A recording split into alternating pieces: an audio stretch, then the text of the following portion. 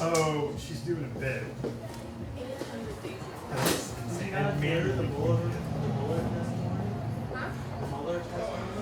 Yeah, we're talking about a Twitter bit.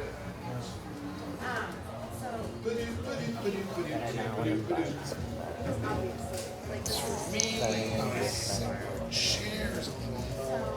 Hey Brian, you want to do me a favor and just do it? When you get that, to do that.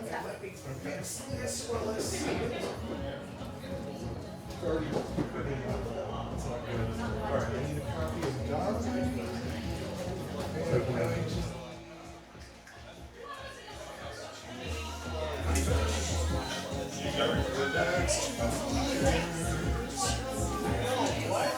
Copy of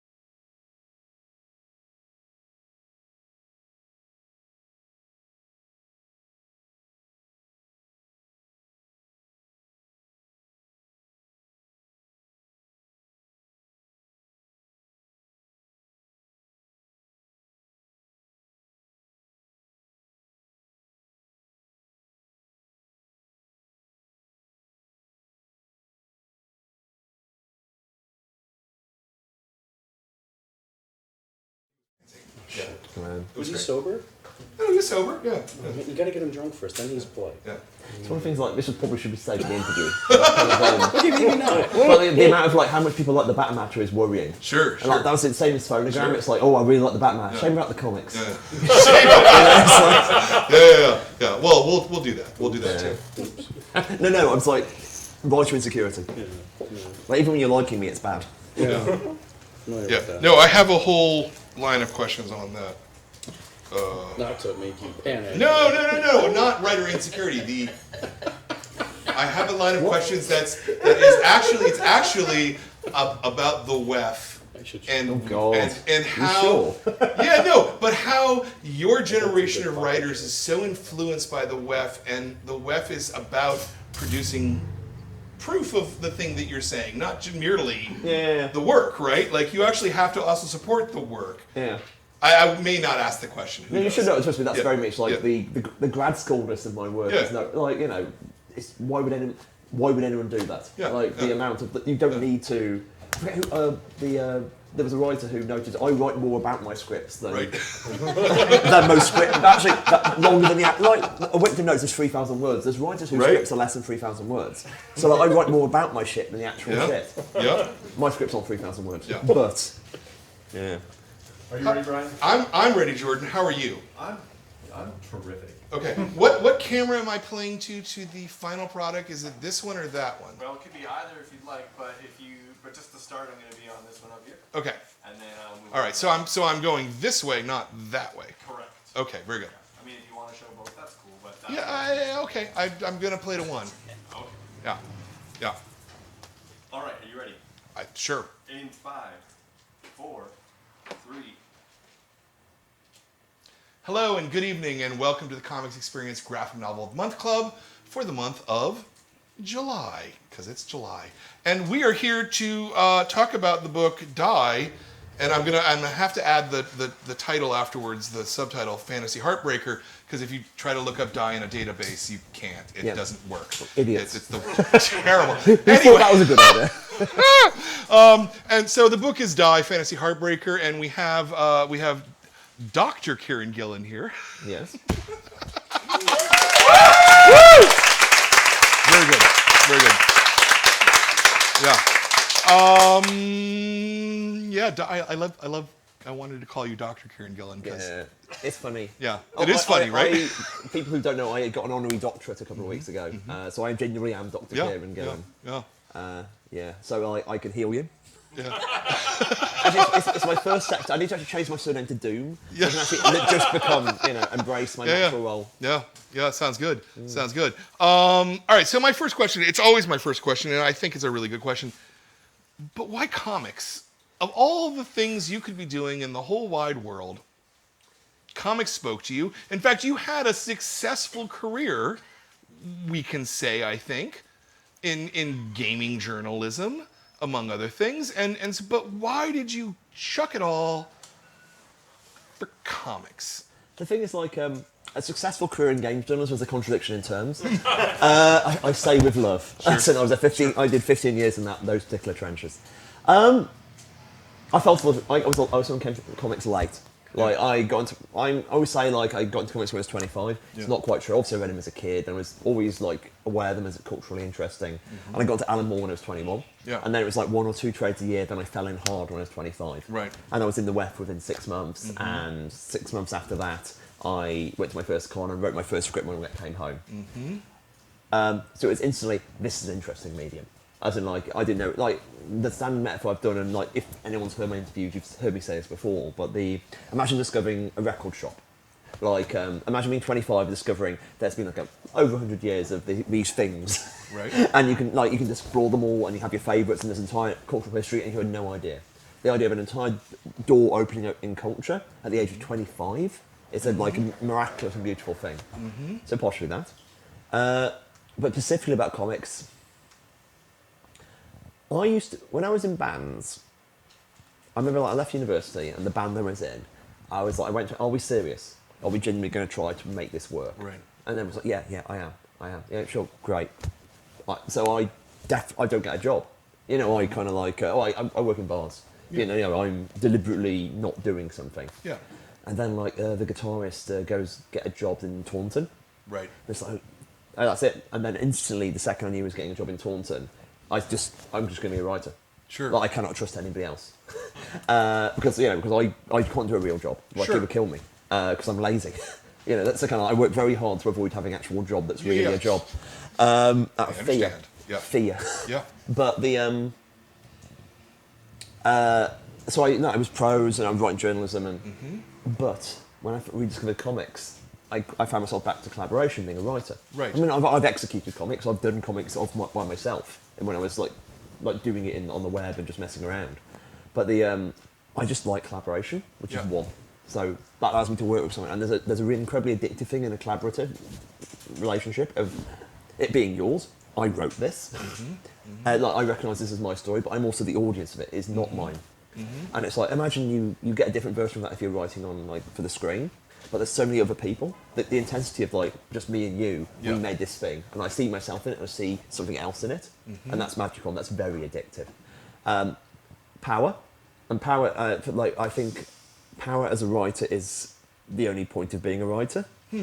Like people often ask me why don't I go into games writing, and like AAA games writing is the equivalent of like. Do you know about texture artists? So textures are basically you cover polygons, and that's why they look like walls rather than like grids. So you're basically just covering it. And most games writing is being a texture artist. You're doing a thin narrative wrapper over something that already exists. Okay. And there's exceptions, but the majority of games writing, I would know design. That's far down the pecking order. I want to actually create shit. In which case, comics gives you the flexibility to do that. You can actually, your idea is very on the page, very direct, and with a very few limits, and those kind of things. So in other words, you can do it, you can come out. So all those kind of things are actually kind of the economic reasons why comics. Yeah. But the specifics of comics, I think, it's really interesting. It's like I did a book called Peter Cannon recently, and this is kind of like since I came late to comics, I'm a little bit enamoured by the kind of playfulness of comics. Okay, ooh, comics do this, that kind of stuff. So coming late, you've got that weird evangelical interest in formalism. It's still a relatively new medium. Like the fact it was kind of depressed culturally for so long means it's kind of was kept in a state of like bonsai plantness. Sure. And like the fact there's still room to do new work there, as opposed to the novel which is dead and has been dead for about 50 years. Wow. Wow. Okay. Wow. Okay. All right. That's my favorite. That's my favorite troll argument. Like just like why would anyone write novels of one? That's the thing. I've always also it's an underdog medium. I love underdog mediums. Sure. Like my life is about games, comics, pop music. Right. Like pop music obviously is big, but it's also not taken seriously. Right. So like as much as I love like novels and movies and stuff, they're kind of one. Yeah. And so why fight on the side of the victim? Yeah. Yeah. So all those kind of things. Okay. The agility and all those things are really addictive. But the intimacy of being in a band and having an idea and putting it on the page, and in a way which is really flexible. That's very appealing to me. Yeah. What's the first comics you remember reading? Yeah, that's a toss-up. I mean, two things come to mind. I would have to check my calendar. Obviously, I have calendar dating back to when I was 3. My earliest holiday, my mum was Scottish, and we lived in the Midlands. So my earliest holidays were to see her family in Scotland. We read the Bruins and Ur Willie. Do you know these? The Bruins and Ur Willie are kind of like Scottish comics, and I didn't realise at the time they were all done in the 1960s. So they're full of 1960s tech. So I was like a 4 or 5 year old reading this and going, I don't understand anything in this. And like, what world? And like, this entire sequence, they make glue out of. There's so many stories about making glue out of what appeared to be chocolate bars, and the idea that you used to melt glue. Like I know, and I was like, what world is this from? And also, they all speak in dialect. Right. So it's kind of like Train Spotting for the under 10s. Like, so they're just kind of like that. And of course, actually, the artist of Ur Willie and the Bruins is a serious influence on Frank Whiteley. As if you look at Frank Whiteley's art, and you look at the Bruins, you kind of see a lot about face structure. And obviously, there's a lot of other stuff with Frank as well. But like, all of that. So that's the first thing I remember. And I remember just sitting there and pouring through on these utterly rainy, miserable holidays. And just, what the hell is this thing? And the other one I instantly remember is a Marvel reprint of a 4 comic where 4 fought the Wrecker. Okay. So I've always had a weird soft spot for the Wrecker. Okay. Because crowbar, mask, I'm into it. Yeah. It's like a supervillain based on what have we got around the room? It's like we can use a microphone and a chair, and we'll fight forward with it. I want to pitch that now. It's like, CB, it's a good idea. Yeah. Oh, I like that.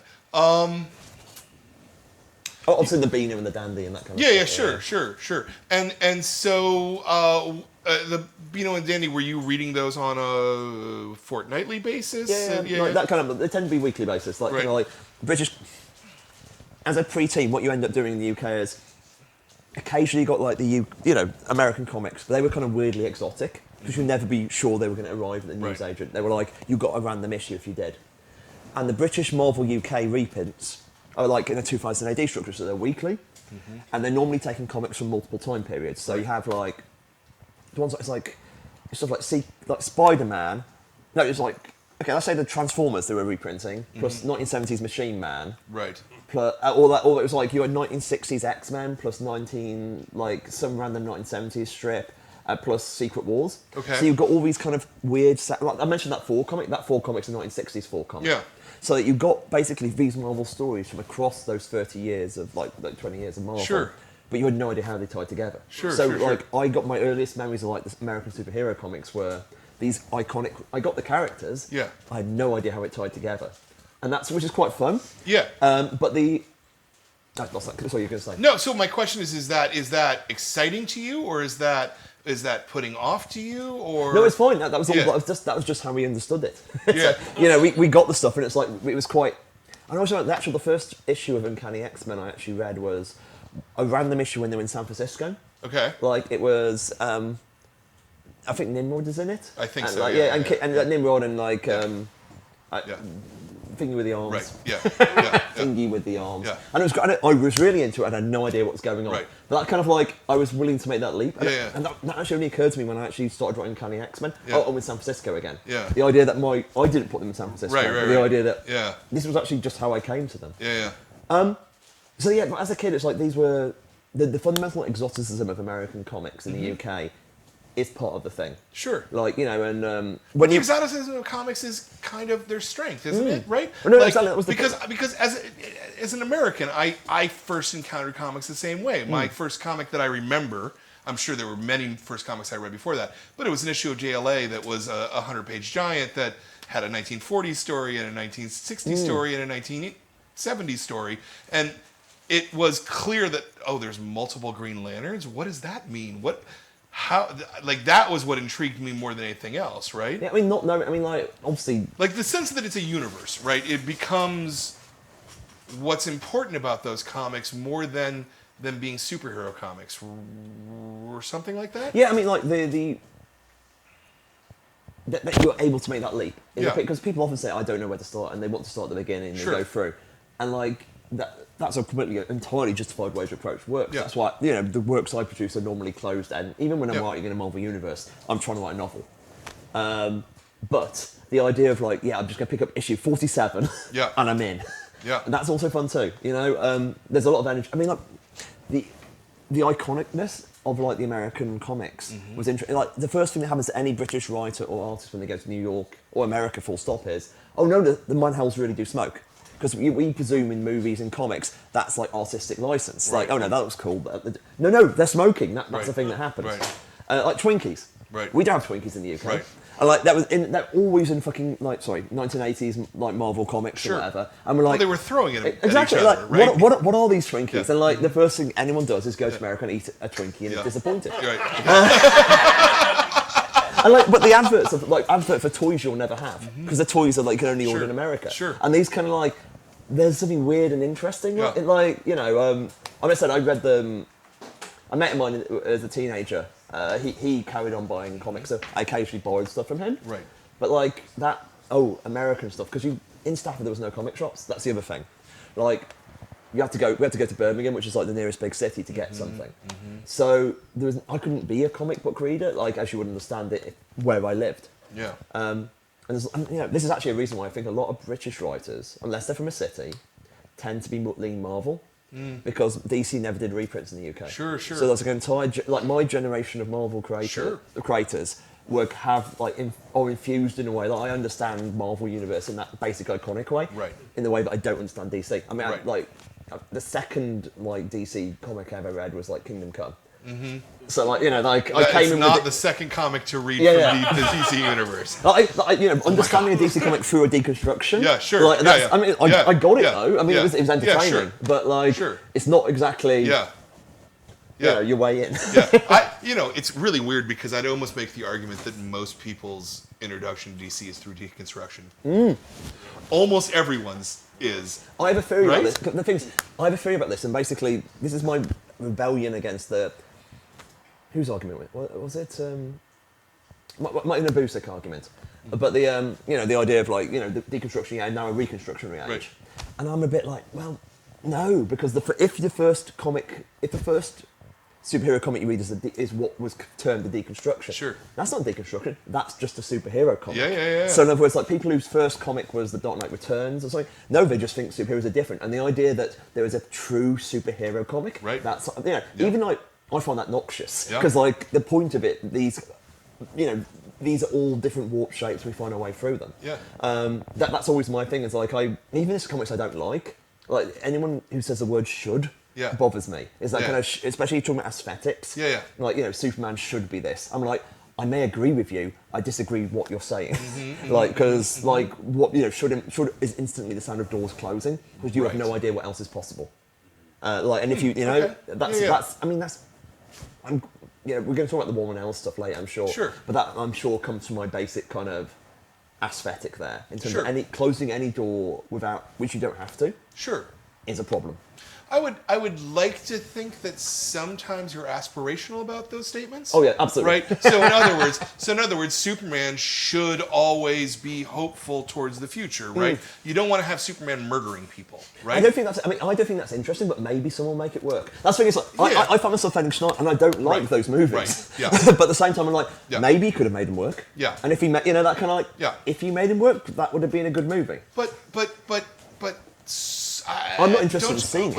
I guess don't you think that there are certain ideospace constructions that are should be what they are? I occasionally, this is going on the internet. It's actually probably a bad idea. Right. But you have those occasional like, what's your superhero hot take? Right. One of my superhero hot takes is there is nothing special about Superman except that he was first.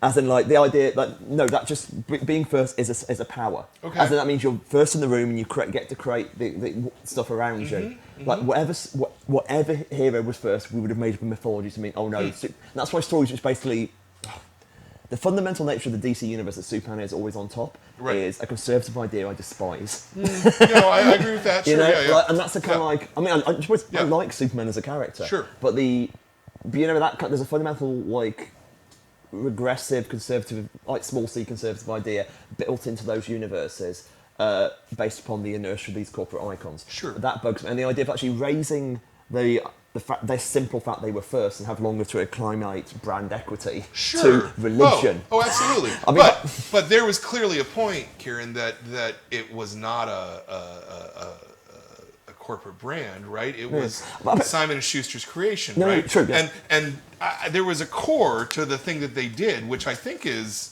Powerful. important and powerful. I mean, No, it's a great character. Yeah. Not to take anything from their creation. Yeah. But at the same time, Captain Marvel was a bigger character. And sure. until he was crushed. Oh, for sure. So, Yeah. like, if he was not crushed, would Captain Marvel be the bigger character now? Sure. And would we sure. be making up stories of why Sure. Captain Marvel, of course, this early super... You know what I mean? Like, Sure. humanity has an amazing ability to retrospectively justify wherever we are. Yeah. Yeah. Though I think with Captain Marvel, I would make the same argument that his basic decency is what is the character, right? So I would almost go, we have the Batman strand and the Superman strand, right? And Captain Marvel is clearly on the Superman strand. Yeah? Yeah. I mean, like these, but you can trace stuff. As people do, people trace stuff back to Superman, and you end up the ludicrous position that you talk about the Olympian gods as being superheroes, Sure, which is sure. not how it works. Sure. But yeah, sorry, I'm definitely taking an argumentative position in this one. Yeah. Which like is what are we disagreeing about at the moment? I've lost track. No, I don't even know that we're disagreeing. Well, I just, if I like anything about the metaphor of superheroes, it's the It's the innate Yeah. hopefulness of it, I mean, right? And so that's a thing that I want to support. I don't want to tear it down, even though obviously you can tear it down, and not even tearing it down, you can explore darker versions, whatever. Yeah. You know, I saw that Brightburn movie or whatever, right? That was like a dark version of Superman, and it was perfectly 100% fine, but it didn't actually have anything to say other than I'm being subversive to this trope, I've right? not watched it Which yet. to me is Yeah. not a thing to say. I wasn't trying yeah. to get you to say, you know, that you had an opinion on that or one way or the No, other. no, it's something that I saw in the trailer and I found myself thinking about that, especially just in a version of this conversation. Sure. In that, deconstruction for its own sake is pointless. I mean, like, Planetary is amazing. Planetary, like, I talk about this in the back of Die. But, you know, Planetary is great because it's a deconstruction. It's taking apart these ingredients of the superhero. Yeah. But at the same time, it uncovers them and it makes them new again. Yeah. And it's like it does both of those at the same time. Yeah. And that's why I find that Planetary is an influential book on Die as much as you can do that. As Sure. in, you can talk about stuff and tear it apart whilst also showing, here's another way of doing it. Sure. And the deconstruction becomes the new struction. Sure. But, you know, and that's kind of like this is where it came from, the idea that there's this hard line between deconstruction and not. As in, stuff that could be deconstruction now is the new status quo, and other people will play games than that. You know, and people will play games on The Dark Knight Returns or Watchmen or whatever. Yeah. And, you know, these are all part of the nature of what we do as creatives. You simultaneously create something new, but you're still like, you're nothing but the amino acids in your body. Yeah. You know, you can arrange them in interesting ways, and you can definitely make whole new things, but you still those amino acids. Yeah, that was the kind of the thing. I mean, I think what I'm trying to kick against in this what we're going here is the idea of just the purity of it, in terms of like the idea there is any one underlying thing beneath it versus what could warp in the moment in time. That there might be a good time to do a darker Superman story. Sure. Now I can't tell, you know, like I don't think I wouldn't do that. Sure. And I couldn't tell, but maybe there is. Sure. And so I like to try to, as opposed to saying Superman should be this, I would rather say this is bad. I would rather say this is a bad take. This is like this is a cynical and depressing take. Yeah. Which doesn't give me anything useful. Versus the idea was bad. Right. Like when the ideas are bad is not something I have a lot of time for, except for like I don't know, fascism. That's a bad idea. Yeah, that's a bad idea. I agree. Anyway, Die is available from comic shops. All right, so let's talk about the WEF for a moment. And the WEF is, for those of you who don't know, it's called the Warren Ellis Forums. That was a forum on Delphi, and it was of the moment in the 80s. And it was an act of creation, I want to say, on everybody's part, not just Warren's part, but everybody was participating in it. We were willing into existence what we wanted the discussion of comics to be, even though it wasn't that and it couldn't be that, but we were all sort of idealistically trying to do that. It was a bit of like the Peter Pan, you know, it's like clap if you believe in the comic industry. Yep. Like if you clap if you believe in a better comics industry. Yep. And it was a lot of those kind of statements and intent. Yeah. Bless it. I felt like we're saying that, you know, it was a forum at Delphi. It sounds like we are ancient, like, Greeks. It's like, and people go, what's a forum? A user group from... Yeah. Right? Imagine like a big Sky, a big sort of like Slack or something like that. Or Discord. Yeah, but not. No, Yeah, but I'm not joking. that. Yeah. I mean, it was very focused because Warren curated it very specifically to try and get the voices to talk about how comics could be the best thing they could be. Would you agree with that? This is, of course, I came into comics, like I said, just 99, 2000. Yep. Like, late 99 it would have been. So, Yep. and like, Warren was, it's probably worth contextualising Ellis's career at this point. In 1999, Warren was having genuinely one of the golden years for comic book writers. As in, like, I think that's up with, like, Moore's 85. Sure. It's like, he was doing Planetary, he was doing Authority, he was doing Transmet, Yep. and he was doing Hellblazer. And his Hellblazer run is great, and that's the weak kitten of them. Yep. You know, and you know, By far. Yeah, Like, and it's like by far. But like, it's really about like Authority genuinely has defined the mainstream mode of superhero comics for the last 20 years. Yep. You know, as in these are genuinely definitive, enormously influential works, Sure. and he was doing 3 of them at once. Yep. And this is like the most influential writer at the time. Yep. He's never got an Eisner. Industry's stupid. But the most influential writer of the time was running this forum, therefore it had enormous like cachet. Like there was a force of personality there. And the WEF at its worst was a bit personality cultish. As if you weren't willing to get with the program in terms of, okay, we're not in, we're about this. Sure. Like, there's a lot of genuinely straight on rejection of superhero comics, as in almost a puritanical like thing. The book, I would say the company I always connect with, like the WEF in that period, would be actually Oni, as the early Oni, when Oni was basically doing that kind of the quote unquote real mainstream. Sure. The idea, it's like books like Queen and Country. Sure. Those are the kind of like, as in these are genre books, but these are genre books. The idea of what is.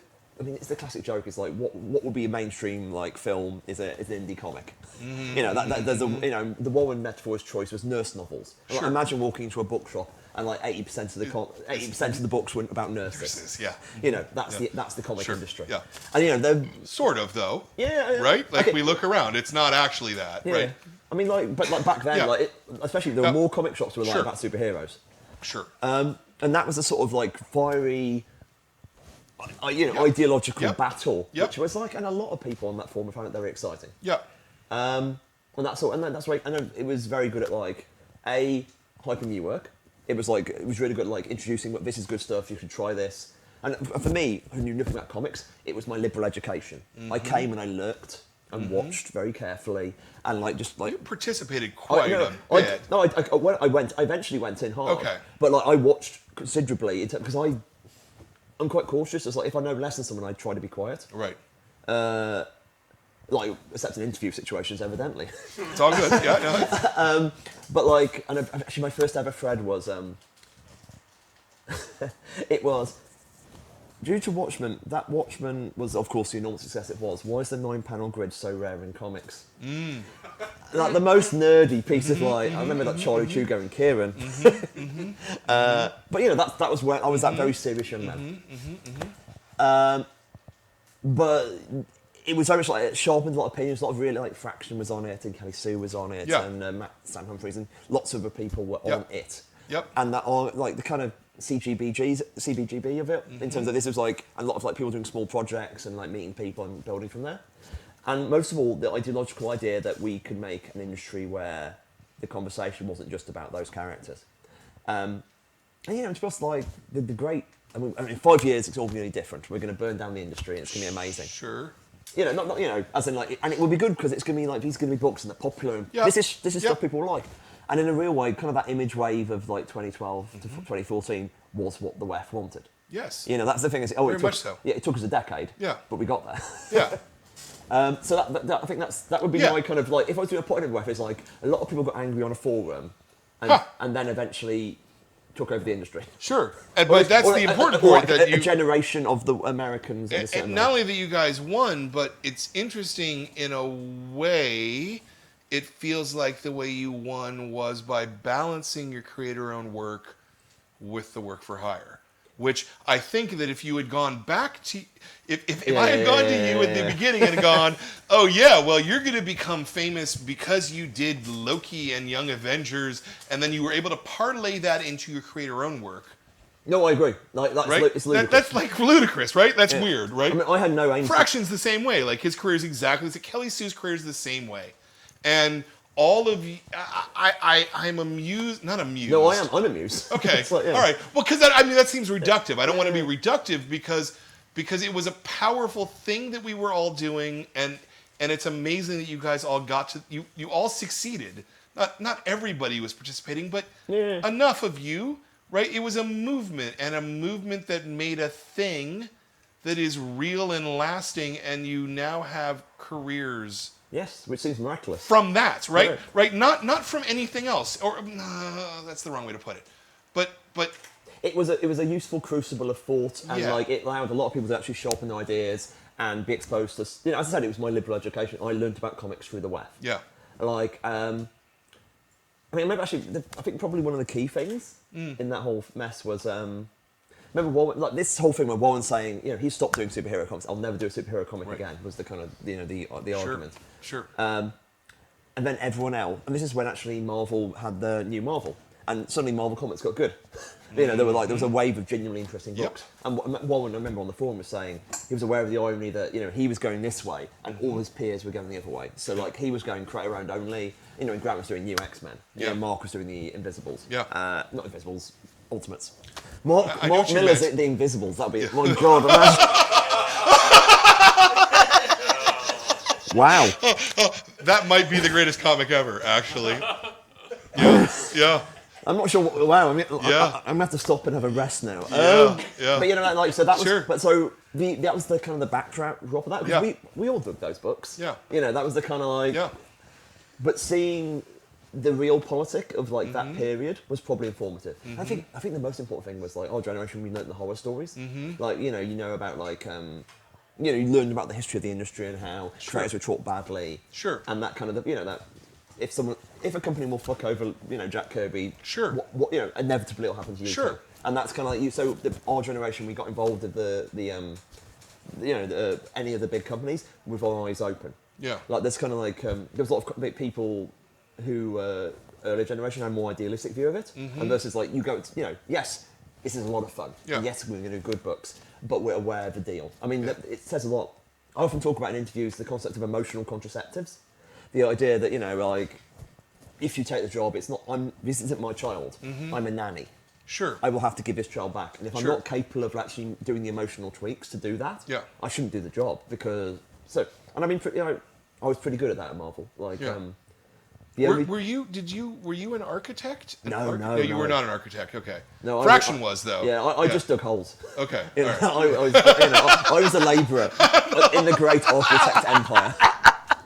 What a time. I love that. No, that's great. Okay, so does anybody have any questions about this part of the? I got two hands. Let's go to Miles in the back.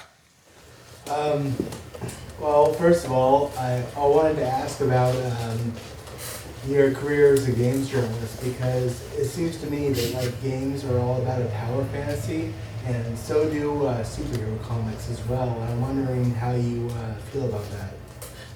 I think that's a reductive take on games. Like, I mean, a lot of mainstream games are about power fantasies, but not all games are about power fantasies. Like, there's I'm thinking about Stanley Parable. No, I get your point, but like, it's one of the things. Like, if someone said, you know, like death doesn't matter in comics, I would say, well, death does matter in a lot of comics. You're talking about mainstream superhero comics, you know. So I've got to like bracket what you've just said because I, you know, whilst I will now accept your, you know, what you're saying and discuss that, I just had to bracket it. That's the games critic in me because I'm an idiot. You invented games criticism, man. I did hear that. Like, sorry, Kotaku once. Dr. Gillen. Yeah, when I left. Dr. Gillen. When I left games journalism, there's a Kotaku article that said some would say he invented games journalism. Actually, no, it was when I started working for Marvel. Right. And that's like, really? Kotaku, are you sure about that? Right. I don't think I did. Right. Well, I thought One Up was better. There's a lot of good... there is some overlap in terms of, like, you know, power fantasy, but, like, the direct nature of gaming power fantasy that's happening to you means there's a lot... It is one for one. Or, what you're talking about, those games that is happening to you. I mean, video games. Yeah, I know what you mean. But as in, it's happening to you, but therefore, that's why it's a power fantasy. Whilst, of course, reading, like, a superhero comic, like, even, like, fairly, like, full-on superhero comics, there is more emotional nuance based upon that these are characters who are not you. You may be identifying, but bad things can happen to them and you're interested in it. As opposed to many video games, like, if someone, like, insults you, you'll shoot them. You know, that kind of like, and that wouldn't, you know, imagine if, like, I don't know, Captain America started walking around just punching people who looked at him funny. Like, you know, that wouldn't, you know what I mean? Like, you wouldn't accept that, and that means that's the kind of difference. I said, yeah, they have elements that feed into the idea of, like, well, that's a cool fantasy. Well, they need to be a US agent. I mean, Well, they made that, but again, this is where I would come back to. I think these things are aspirational. You know, and like, you imagine to be better. I mean, that's right, exactly. And that's yeah. the difference between. So like, Captain America would never go and punch someone because America shouldn't go punch people, even though we are, but we shouldn't be, right? Yeah. But we shouldn't. No, see, I'm a patriot, man. I believe in this country, and I believe that we're strong and that we're wonderful and we're great, and And I like our heroes to be strong and wonderful and great. And it's something like America would not go rooting through random drawers in a house to find Yes. what power-ups they could find. Right. You know, that's like, right, it's like exactly. the weirdness of video games. Yeah. Yeah. Or those sort of video games. Yeah. We're talking about Link. No, we're not. Seth. So, you said something that really picked my ears. That you had to make emotional adjustments in order to write for Marvel, basically. And I'm really interested in hearing like what some of those specific things are that you had to do, especially because it's a well that you do keep coming back to.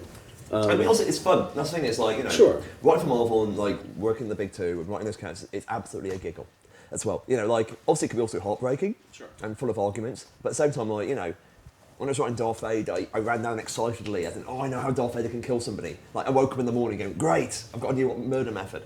You know, and that's fun. That, you know, never take anything away from that. But like, also, you could be sacked at any moment. You know, and that's the emotional reality of it. They could say, no, that's all you wanted to do, we agreed you to do. You can't do that story. So how I do mean, you, it's like, but you know that. Yeah. And you think, okay, that could happen. I'm okay with that happening.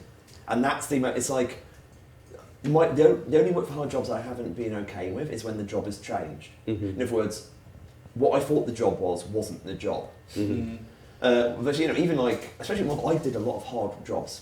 Like, you know, I jumped on after JMS left, I took over 4, and I knew that job involved like, okay, I've got to get all the Asgardians back from Latveria with Doctor Doom back to Broxton so they can have Siege. Got to do that in 3 issues.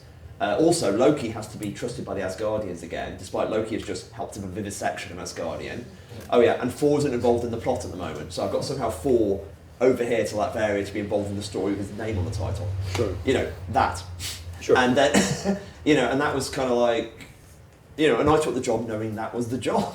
And at the same time, like, you know, late Uncanny X-Men, like, I was not one of the architects. And I was writing Uncanny X-Men during A versus X. So in other words, I was writing the abstract lead Uncanny X-Men book whilst not writing the crossover.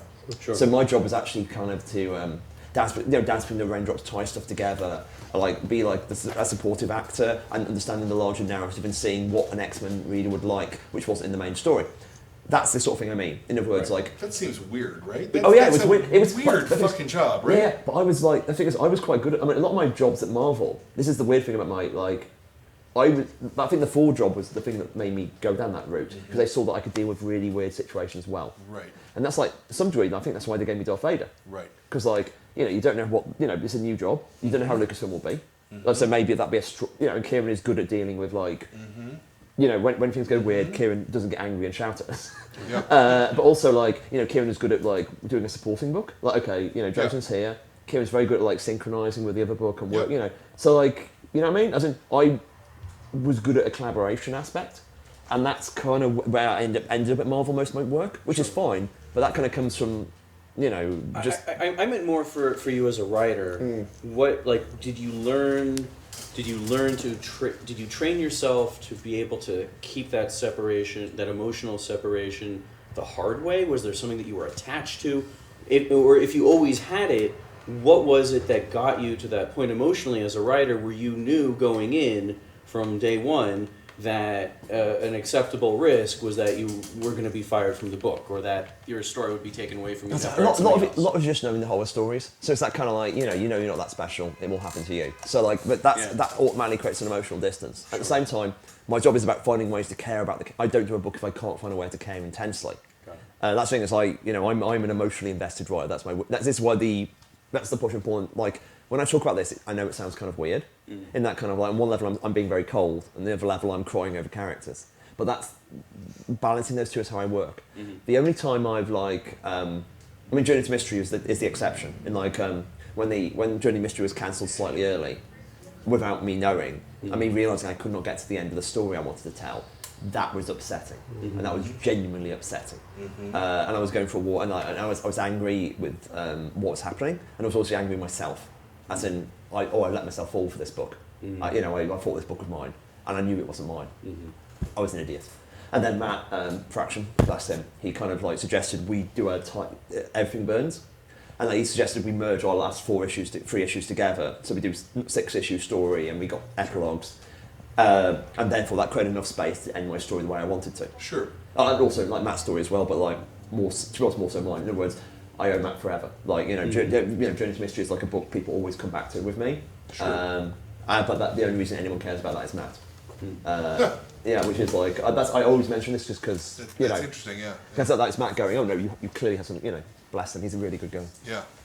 Yeah. I don't know that I could ever live like that where I had to live by somebody else's decisions. I mean, like the funny thing is, Creator Owned is just like the great joy of like all the image books is we have complete control. Sure. And like in WICDIV we've really pushed that. Like some of the issues we've done are like explicitly it's like you can do an issue like this. And those part of WICDIV is we're doing a 50 issue 51 issue series. Mm-hmm.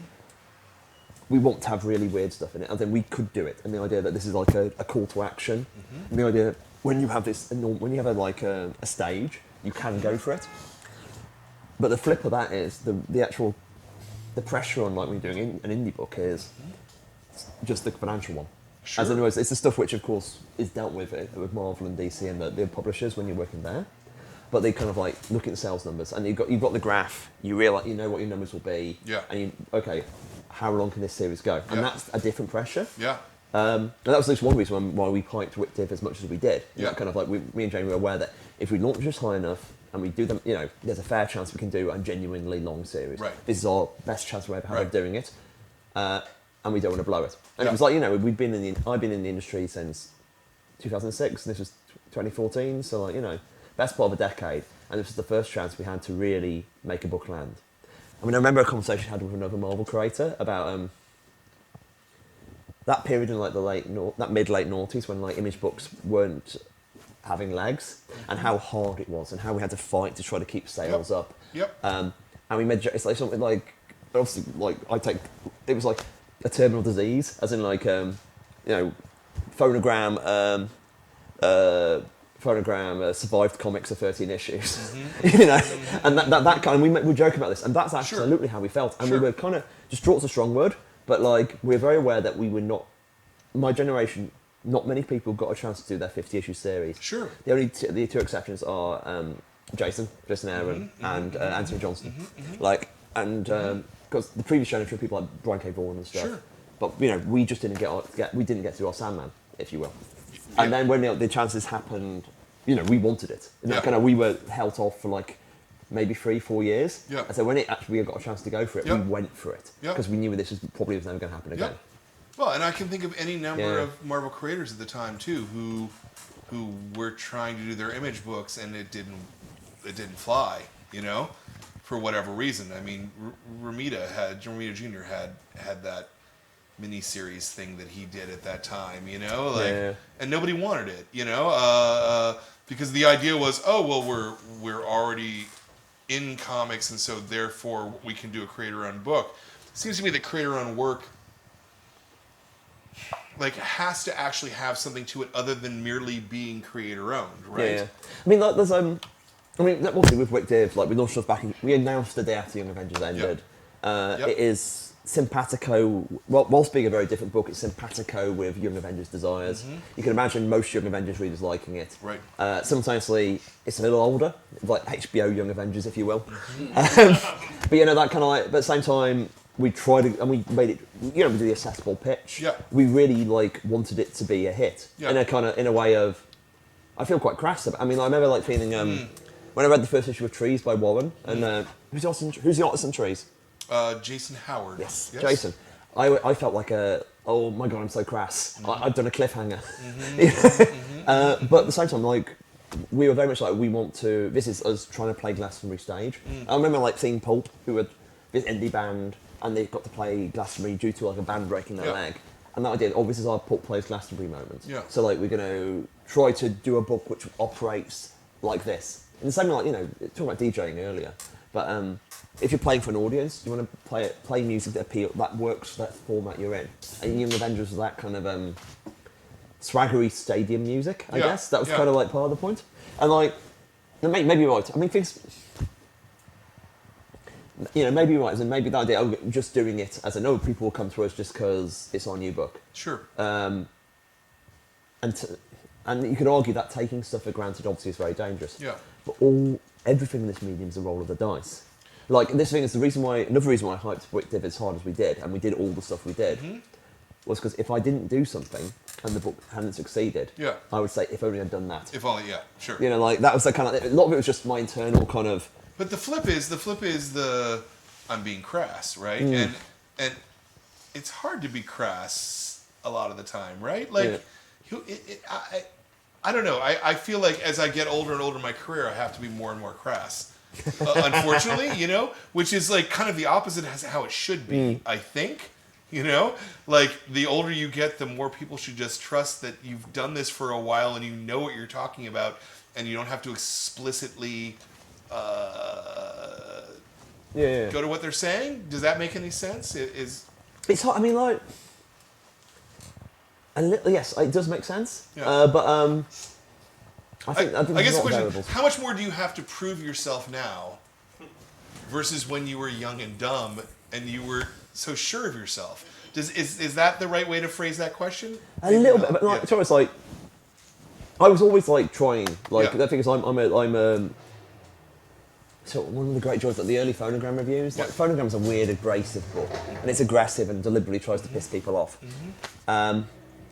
But the reviews were interesting, especially the ones who hated us, because there was a general like tendency in those early reviews to deliberately sound fancy when hating us. And like, if you read the other reviews, they were like a lot more casual and like chill back. And it was almost like, we're aware this book thinks it's clever. We have to prove that we're also clever. Right, so you know, so we're sure, sure. And like, and of course that makes them look stupid. That's the insecurity of the critic, though, right? Like exactly. But the one critic who absolutely nailed early Phonogram was like Jog. And Jog nailed us. And like, you can say you almost see the sweat streaking off its brow. Right, I remember reading that thing, rumbled. Yeah, I think no, Jog, you're right. You know, how hard they were trying. When you were a games critic, journalist, both, right? But it was.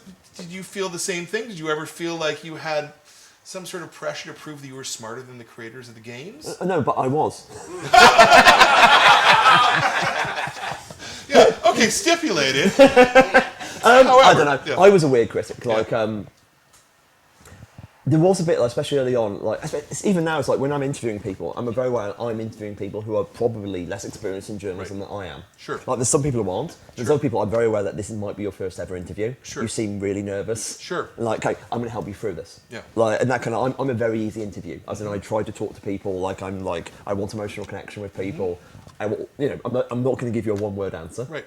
I won't give you all the words, right? But I won't give you a one. You know, that kind of like. So there's a lot of like. I feel very protective about young journalists and critics in the industry, especially in comics where there's no money. Yeah. Like that's you know, I'm very defensive about them. Yeah. Not defensive, protective. Protective, yeah. Yeah. Mm-hmm. But like when it was like, but that comes from a games critic, and I was also aware like, especially early in Phonogram. When we desperate for coverage, I was like, this is shameful. But I was aware that, you know, by being nice to certain critics and playing to their ego, I could increase the review score. Sure. And I did. Sure. There was at least one critic who went from a 2 out to 4 to 4 to 4. And you know, like, it's like, when the band, it's like, thanks, you know, thanks for writing about us. I did, it was like, you know, and it was genuine and sincere. Yeah. But I was also aware that it was it's one of the things in life, and I'm obsessed by this. Occasionally the right thing to do is also the effective thing to do. Yeah. Like people get the idea of like good and effective are opposites always. No. For me, almost all my business life's about the idea that no, good is also effective. Right. You know, and there was at least some of that in my early Whitdiv, and of course, I'm aware of like having been a journalist, I know how tentative and nervous some people are, and like how fragile people can be. Sure. I know. Does that answer the question? No, I think that answers the question fully. Yeah. Daniel, I think you had a question you wanted to ask before I go on. I was actually, I had never been familiar with the Warren Ellis Forum stuff, so there's been a phrase that I've been trying to mentally process for a few minutes. You said that a mainstream movie would be an indie comic, and that's a really weird thing to say, because now an average movie is about Spider-Man. That's true. That is a generational thing, definitely. How did people respond to this new world where if you were saying, like, wouldn't it be absurd if every Hollywood movie was about superheroes? For Well, that but that was the truth. That was the truth, Daniel, at that moment in time, right? Yeah. There was not that superheroes were not looked upon as a valid medium. Yeah, there's a bit of that, but it's also, I mean, it's not even they weren't a balanced medium, it's just more the fact that the suffocating nature of the superhero medium in the comics medium, which is nothing about being the mainstream medium. Yep. Just specifically, it was hard to make a book that was not, Criminal is an indie book. Criminal is just a fucking crop. You know what I mean? Like, that's all those like Queen and Country, which is basically a hardcore like a Bourne-esque spy thriller. That's not. If that was a movie, that would not be an indie movie. Yeah. But it's an indie comic, and that's. But today it would, wouldn't it? Like, I haven't seen a movie like Criminal in a while. Today. Yeah. Right. But so the How other do people respond? the other part of the conversation, right, is what the narrative of the comics industry was. So the narrative of the comics industry was that Marvel and DC superheroes were mainstream. Yeah. And yet I think we all knew that the average person walking down the street, if you wanted to start talking to them about Spider-Man, would go, "What the fuck are you talking about, buddy?" But if you want to talk about the crime comics or any books, might be a books, might be a better right, metaphor. In general, right? We could talk to them about Persepolis or Mouse or things that they don't want to hear about superhero bullshit. I also like this is actually this is one of my bugbears. Circa actually the WEF. As you say, like obviously the cultural landscape has changed, and it will change again. Yeah.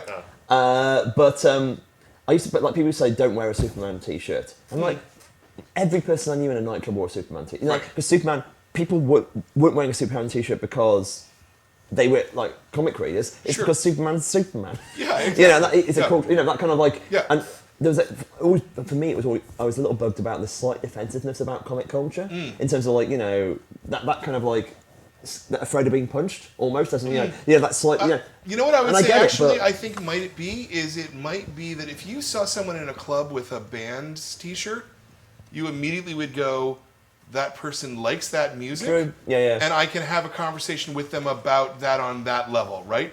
But if someone's wearing a Superman t-shirt, I don't know what their engagement is. That's what I mean. It's like, but when that conversation was happening back, like circa like 2000, the assumption was anyone wearing that assumption they are looking at all Superman t-shirts as band t-shirts. And Superman t-shirts aren't band t-shirts. Right. They're Superman t-shirts. They're Superman t-shirts. Yeah. Superman has always been bigger than any of us. Yeah. Even though we don't want to think that it's actually true, that we think that we're more important than Superman. Yeah. He's 6'7". He's really big. Love it, Seth. Is it good for comics that superhero movies, and specifically Marvel superhero movies, have become mainstream? Good's a loaded word. Like it's like you can definitely. It's the sort of word that's very hard to unpack. Like is it good in this way, and then what are the costs, what are the gains? The argument is like I remember watching. Oh, I don't want to say that. When I watched the second Matrix movie, and it was an opening night in like a really good theatre in LA. And obviously everyone's really up. I was watching the action sequences and thinking, and this is like I'm into comics now. I'm trying to write comics, and I was watching the action sequences and thinking, what's the point of me doing an action sequence in a comic? It's I have to if pop culture is now doing action sequences like this, why the hell would I spend pages trying to do a comic action sequence? I should spend my time on something else. Yep. And that's the thing. I think that might be the thing that might hurt people. As in, if you basically, because there's some people who say they're comic fans, and what they actually mean they're superhero fans. And if they can actually get the superhero itch, like in the rest of pop culture, they're not in comics. That for me is the quote unquote danger, and that reduces the money for people like these fine retailers. That's my thing. That's my. If I was going to choose something, that's what I would say. But really, that's just speculation. Who knows? Yeah, I'll push back on that a little bit. I'm not sure that there are very many superhero fans. I think there's Marvel Universe fans. Oh, yeah. And I think there's DC Universe fans, but I don't think that they care about superheroes per se, right? Yeah, that's what I meant actually. I was okay. wrong. Yeah. All right. Yeah. So, because I know that Bill Jemas is about to come out with his new thing, and it's a new superhero universe, and I'm like, every retailer I know is like, nobody wants that. Nobody wants a new superhero universe. That's not what they're interested. They don't like that. They like the Marvel universe. That's a different thing in really fundamental ways. I saw a hand in the back. Yeah. Actually, right here in the front. Yes. But the flip of that is that, like, God knows, there's enough like Journey to Mystery readers who got into it through the Lokis. That kind of, so there's definitely people say that there's no new Sure. readers. But no, Sure. I've definitely got readers sure. through that. Sure. So like, that's what I mean. It's like, how do those two things balance out? Right. And we won't know until it's like in the in hindsight. Right. Yeah. Yeah, they don't buy comics though. They Yeah. don't. They those people who are the movie fans who like superheroes do not come in and buy the comic Yeah, version. but of it. some of them get like there's enough like Journey to Mystery and Young Avengers fans who I've got who've come in and they've got as in I know my audience is weird. Yeah, Like that's what I'm very aware. Like when me and Jamie, like we just get different cues to people. Yeah. Like we just get more women. Sure. Like we get more people. We get more queer people. Sure. Like we just like our Sure. cue does not look like sure. several of our mates' cues. Yeah, So like we're very aware that our perspective is different because the audience we hopefully speak to are different. yeah. So it's quite hard for us to generalise like that. Yeah. I guess. Hyla? Yes, I would like to question your intentions. So, so here's the All my thing. intentions are bad. I have a theory that we're at a unique period in social development where creation is no longer every human's innate characteristic. We are all by nature artists, we are all by nature storytellers, but right now we're being told that if you aren't great at it, just don't bother. There are people who are really good at this, so why are you even trying? And I feel, and this is just my interpretation, but I feel like when you tell a story, you're actually holding out your hand to share how that story is being told so that other people can look at that and go, hey, I want to do that too. It's kind of like the Velvet Underground. They sold, 200 copies of their record originally, but everybody started a band. And I feel like there is this concept of this is a story that is precious and it is mine and no one else can share it. And then there's a story of this story is mine and is precious. Your story is also precious. So is that just my reading into it, or do you do that deliberately? Yes. No. Yes. Yes. No. Joke. No. Do a Mueller. Just end it there. Yeah, no, joking is like not even joking aside. Yes, like that. I don't need to say anything else. That is what we do. Like literally, there is. I mean, the come with me nonsense. Like the take on me moment. Like it's yes, but yes. There's a lot of like I was like. I've got this working class background. I'm not somebody. When I actually speak to people in schools, it's very much like be aware that this is something you can do. Like I remember the time when I realised I was earning money professionally as a writer before I could realise I could think about I was earning money as a writer before I realised I could think about writing as a career. Like that, the idea wasn't even in my head because my background was such that no one from Stafford writes. And I remember actually when I first heard of the first. A writer called Storm Constantine, who were from Stafford. That moment of like, wait, okay, someone from this place could do that thing. That kind of, and then you tick, tick, tick, tick, tick, tick, tick, tick. That. So much of like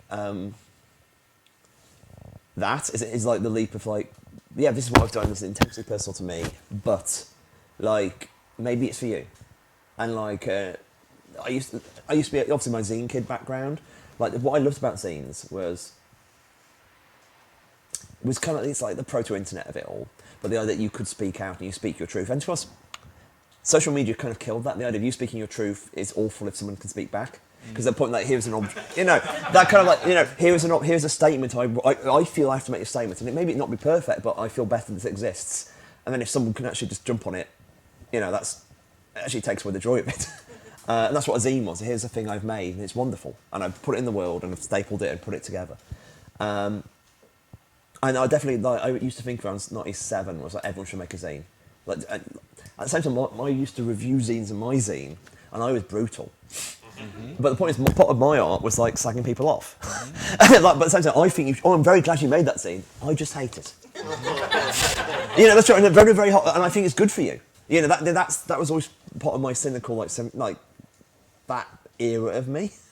But the great, yes, 100%. Like, I can't say any more without spoiling stories.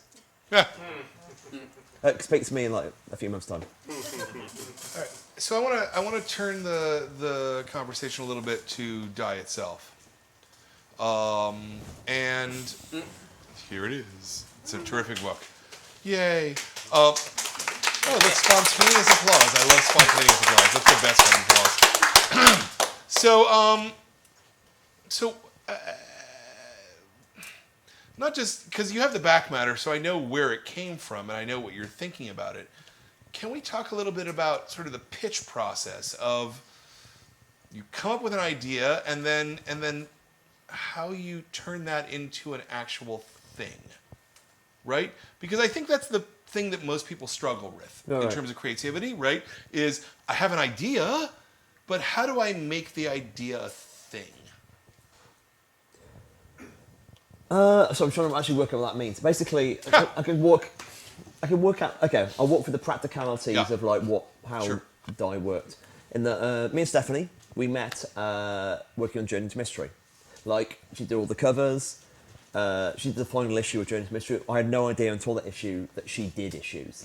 So we did this issue, which is the one which everyone goes crazy for because it makes everyone cry. But like, at that point, it was like, okay, we should probably do a book together. And I can't remember the moment I sort of floated at her. But it was like, I don't know, there should be a 70 Hands book. It was certainly before we did Angela together. What was the difference between working with her and working with a different work-for-hire person? It was just like, basically we'd done that issue and it was like, okay, this was something special. Okay. And like, okay, this is, if we've done something special like this, we should try it, see if we can do it again. So she surpassed what you thought? Like, I know what you mean. Basically, like, the joy about, not the joy, work for hire is interesting because like, there's lots of really good, to go back to the band metaphor. Yeah. There's really great artists I love, and we never quite gelled. You know what I mean? Like we got parts of it, and you know it worked, but it wasn't really work. Like it wasn't what it should be. And then you hit somebody who completely gets it. Right. And I mean, like issue 14 of Uncanny X-Men, the Dustin Weaver issue, which is all like Mr. Sinister, underground Victorian stuff. Like the whole issue is more parody than a homage of Notes from Underground. So it's all a Dostoevsky riff. Obviously, what the readers want. You know, Dostoevsky. But like, and he gets it, and it's just this magnificent thing. It's like that, and that issue made me kind of upset because it should be this good all the time. But you know what I mean? Like, occasionally something just kind of like clicks, and there's magic there. Okay. I mean, even like, and occasionally it's just like intellectual. Like all of Journey to Mystery kind of comes from that issue of Siege Loki I did with Jamie. Sure. And that was kind of like instead of doing like a classical 4 book, I was doing it Loki as lead, and it was all about, you know, Loki making deals, being a bit sleazy. Yeah. And that kind of like, oh, this is fun. You know, that kind of like, we're backstage, we're kind of like sitting with a glass of wine, sussing it up. You know, and like, you know, you feel, oh no, there's something else there. Right.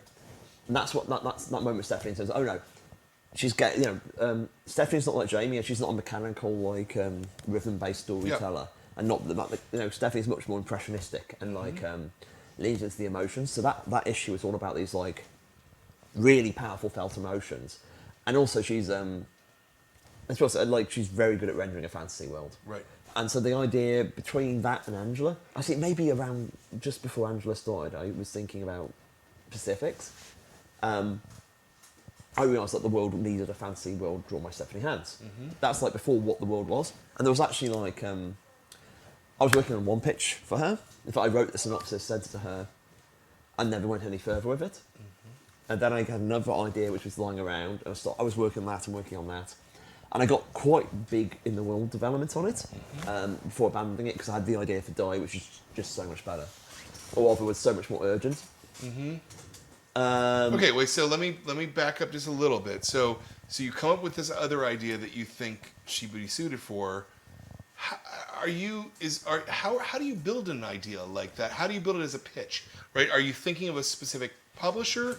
Or how do you envision it, and how do you pitch it? Does that question make sense? It's a bit. It's one of those situations where like I'm in a different situation. Having done Wickdiv, in terms of really big, intense personal work, where I want complete control, and the complete control is important because, like, you know, with an image book, I can upload a PDF and I'll print it.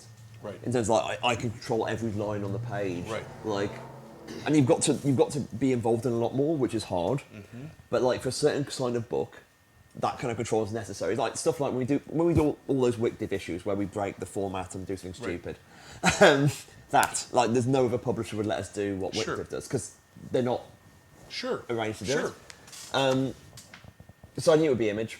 I mean, you know, there's lots of other reasons for Image as well, but that kind of like if I'm doing a big personal work in like the darker side, it's probably going to be image. And a lot of it's like I'm getting to a place where I just want to basically message Eric and say, I've got this idea. Stevenson. Yes, Eric Stevenson, and say this is what I want to do. Publisher of Image.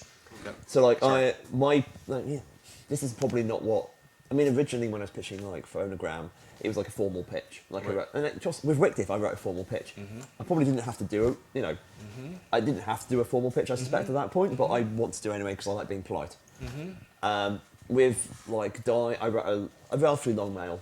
I described the high concept. It was like, here's the high concept, where I pretty much got it memorised, but I'll spare you. That kind of like, in 1991, 6 children sat down to play a role-playing game, they disappeared. 2 years later, 5 of them appeared. They were incapable of saying where they'd been or where the missing child was. Everyone thought it was just lucky they'd managed to escape, what awful horror that befell them. Now in the year is 2018, these now 40-something adults are about to discover that no one really escapes. Die is a logical collision between the 1980s D&D cartoon and Stephen King's It. And the last sentence is where... Yeah. And that kind of like, and then I talk about like, okay, this is the team, this is how much money we need, as in what the advance is. Right. When we're thinking about release, that kind of stuff. It's like, it's just kind of the basics. And there it goes.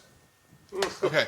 Did you when you were the thing you were working with Stephanie before you actually turned it into Die? Did you get to that stage? You didn't get to that stage. No, that was much more like I was thinking this maybe. What do you think? No, it wasn't. No, I never talk to Eric just because when I take something to a publisher, it's like I think. So you're talking to Stephanie, but not Eric. Yeah, exactly. Yeah, okay. I kind of like. I'm just trying. I think like, she's doing her stuff and like, especially with that because I knew that. Following Wick, this was my new project after Wick did. So like, you have like one magic coin, like you've had one hit indie series, and you get to spend that. Yeah. And like, so whatever comes out, like, if here's a throwaway series, like which is kind of a giggle, but not the work. Spend that coin. So it's kind of like I wanted to make sure it's the whatever we're following with like would be work.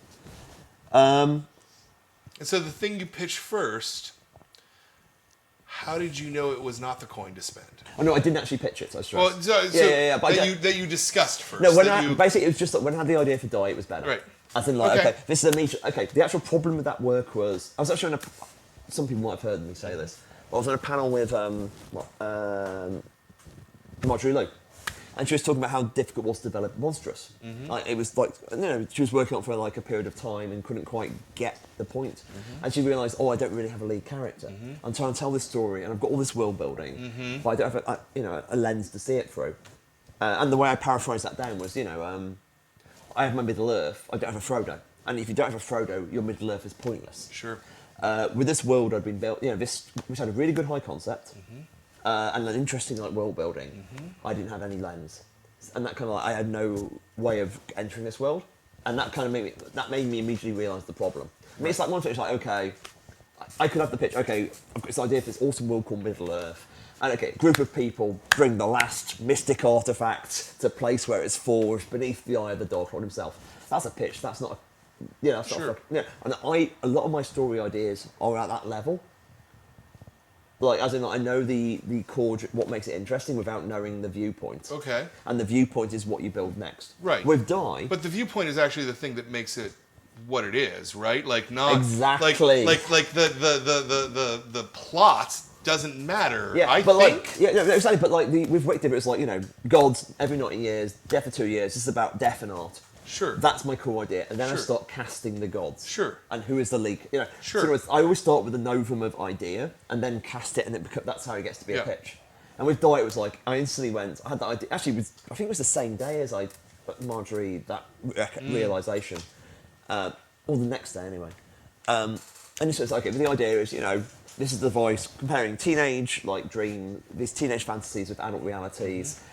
By comparing the two, we perform an examination of these characters and allow them to actually understand the relationship between fantasy and reality. That's the core intellectual underpinning of Die. Sure. And then, of course, the reason why I immediately delved into it, I wrote in the back matter the whole kind of, oh no, how much does fantasy hurt me? How much is my love? Did I fall into a fantasy world at the age of 16? How much did that destroy me? In other words, that's soul. immediately had a character. This is the antagonist. He is somebody who is literally the worst possible portrait of myself, like Peter Pan, a serial killer. And that was there instantly. And then I think I immediately thought of Ash. Ash had a different name originally, but that second you start to have characters and concepts, then you've got a story, and that's why it was instantly more interesting. Because the previous story had a really good, an interesting concept and some high-fluting ideas, but in terms of emotionally speaking, Di was like, I'm going to talk about being an adult versus being a child, and fantasies you used to have and what you have in reality. Yeah. And that is that's a much more, that's just better. Sure. So when I'd done that, it was like, okay, that's what I will develop into a pitch. Where was Stephanie involved in that part of the encapsulation, though, right? Because you're right; those are very good thoughts to have as a writer and themes to do. But where did you bring a collaborator into that? I mean, a little basically the way. God bless Stephanie. Me and Jamie work I write shit. I write a lot, and I give it to Jamie, and then we worry about execution. Yeah. Jamie, and execution. Does he fix your problems? Yeah, that's not right. Execution is okay. What works? What we're going to do on the page. Okay. Chrissy fixes my problems. But that's it. And execution, of course, is so much what Wictive is about. With Di, I wanted to do a weirder job. I wanted to do a kind of weirder, looser piece of fiction than Wictive. So I develop a lot, and I throw Stephanie stuff, and then Stephanie throws back a lot. As in, Stephanie just I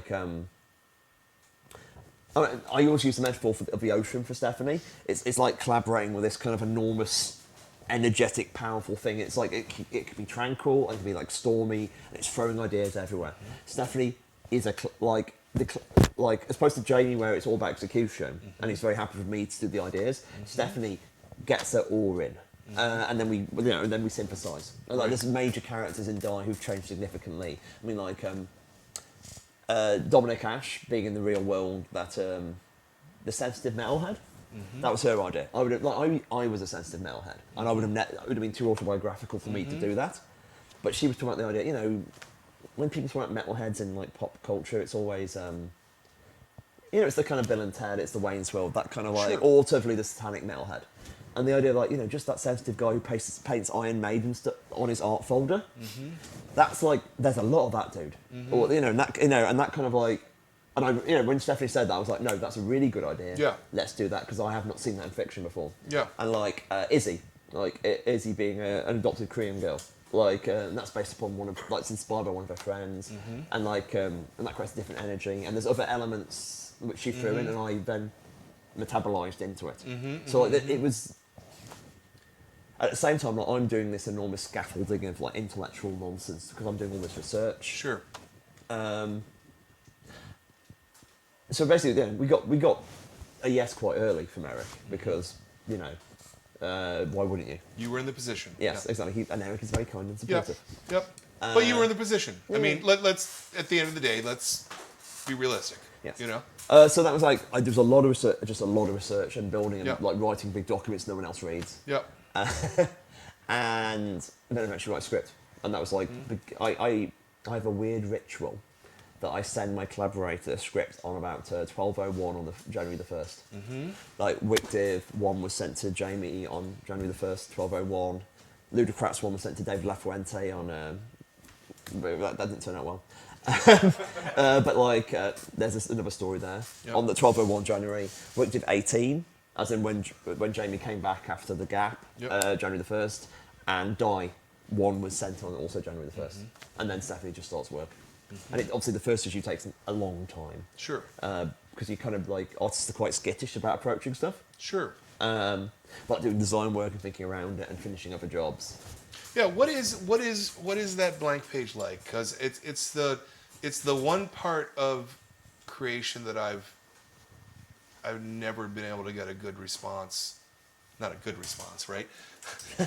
Right? But I've never actually understood the response necessarily. You've got a blinking cursor there, right? Yeah? Yeah, you just you just flail at it. Okay. Yeah, honestly, there's people who worry.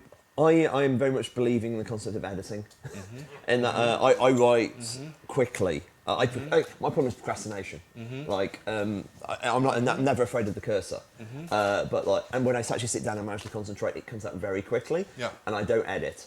And then I come back later and I edit. And even if it's, especially now, my method is like, I've actually done a newsletter about this a few weeks ago. As in, like, I showed how a hypothetical draft of a script would turn up. If you go to my writer notes tag on my Tumblr, you'll find these examples. And like, a hypothetical script might start with just the dialogue with some actions. Like, okay, like, you know, blah blah blah, blah blah blah, blah blah blah. Character X punches character Y, blah blah blah. And then I would like, the next draft is put some panel numbers in, like maybe character names. So just like turn it into more like a page. The next draft would be, oh, I've got 7 panels on this page. How can we merge it? Right. And then I would like add more details, and now turn it into like, you know, because like when you're seeing a script, I need to write it all to see it. Because I have, you know, there's writers who don't have the visual imagination, but I can at least imagine a panel. And when it's something too tricky, I'll draw it to try to work out. Oh, that was going to ask. Yeah, I don't do that as much. I get the pen and paper and the craft works out if something is really hard. Like in the Wikdiv issues when it's all graphs, or sorry, grids, and like they've clearly got beat structures, and like I will get them out and draw panels and move stuff around and work out. You know, when it gets really hard, turn to craft. But like more basic stuff, it's like, can I, you know, person here, person over here, room to speak over here. Next panel, punching in the face. You know, that's not. You know, that sort of stuff I can handle. How much of it is in your script, and how much of it do you just trust your collaborators? Almost all of it's in the script, or at least like what needs to be in the script. And I said, and you build up in like things. Sorry, passes. A 3D printer is a useful metaphor. As in, like you build up like the layers of it. But so much is also in the artist you're working with, and also the book. Like Jamie and I have a shorthand, and we do a lot of jokes. Jamie is an internal writer. As in, Jamie wants to know everything. There's artists who I've worked with who are great, they just want, okay, character smiles. And what Jamie, the character smiles because they know that in 20 issues' time they're going to betray them. Right. You know, because that's the reason we don't do many Wikdiv script excerpts, because, you know. Because you'd give away the whole. Exactly, like, you know, or we say, like, you know, like everyone's read Wikdiv, they know the opening scene has multiple meanings. And that's all in the original script. So like, you know, we knew that going forward. But Stephanie is interesting because obviously on some level we're making a fantasy world. And I know Stephanie's going to make up a load of stuff because Stephanie will always add extra, that's the point, Stephanie will add an extra robot. No, great, can I add a sad dead robot to this panel? I was like, yeah, sure. That's great. You know, that's great. You know, that's the job, is because you want a Stephanie Hand's fantasy world. But at the same time, in my scripts, it took me a while to actually learn it. So I give a lot of detail. I said, okay, let's talk about the entire social structure of the glass town. Right. You know, and like all this stuff, you know. But then I put the bottom, too long, didn't read. You know, we need to see the glass town has 3 towers, and each one has a face on. Right. Or like something like that. As in, sure.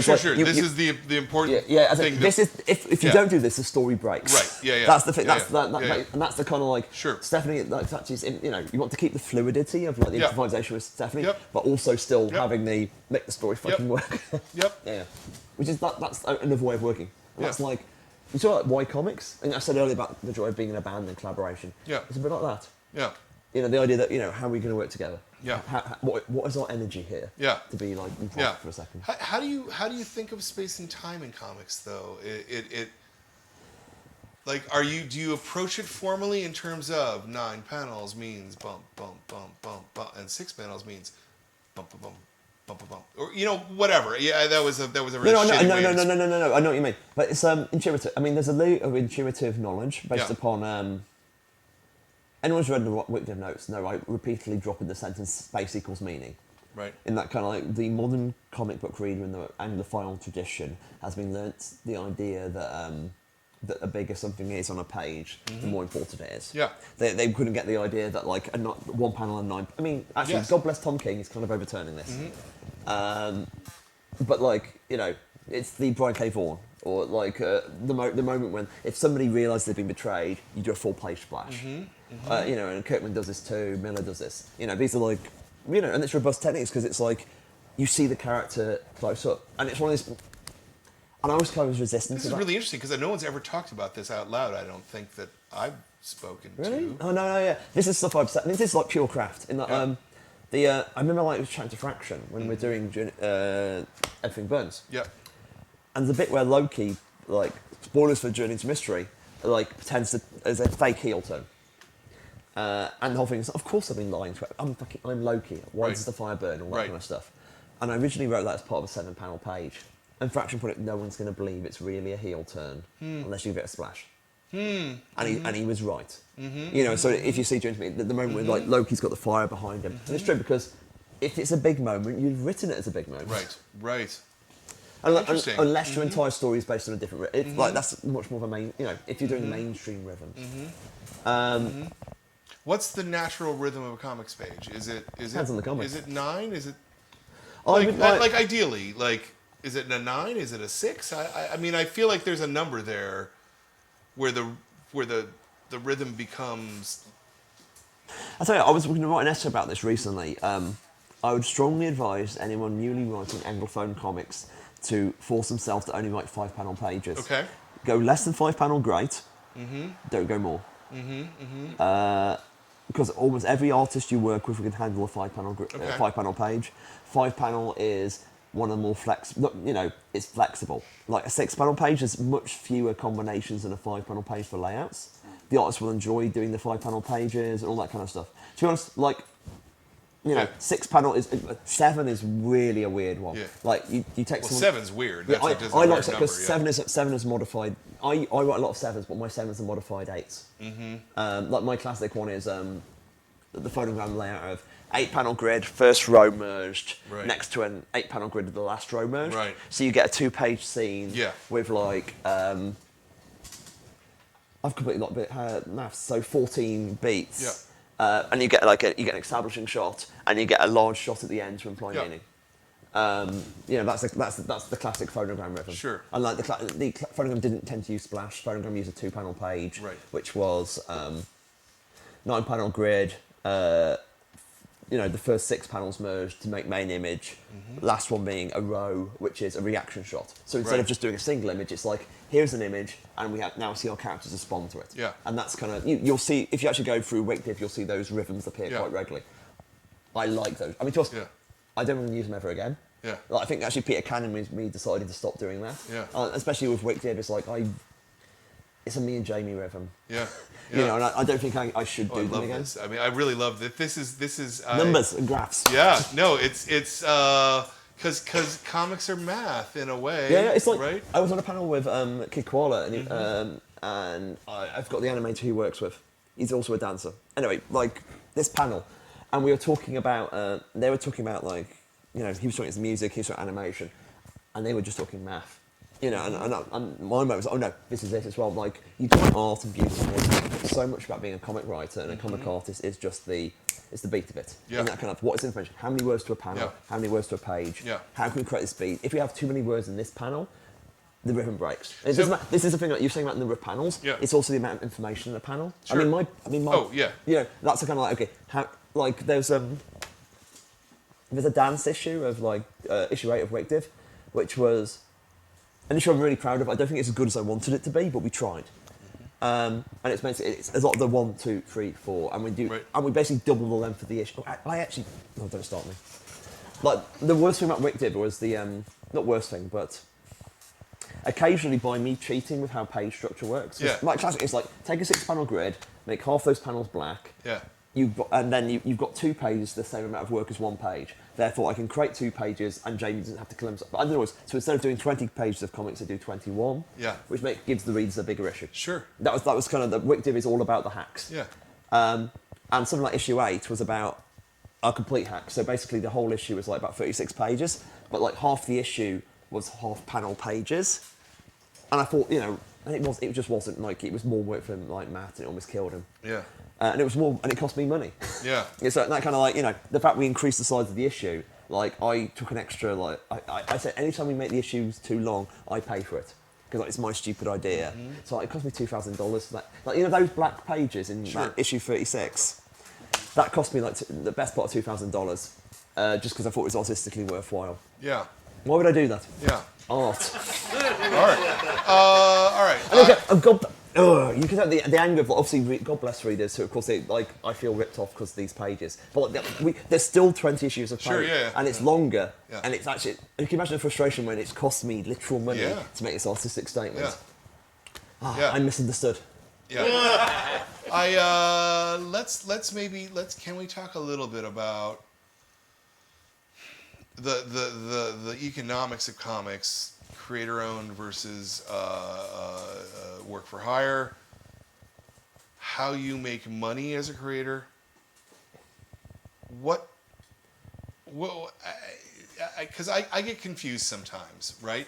You know, there are certainly books that are being done that are self-created books that they make no money at all, and I'm sure you've had a couple of books that were like that where you made no money at all, and then other books blow past that so much that it's got like do you want to narrow that down? I mean, like obviously this is.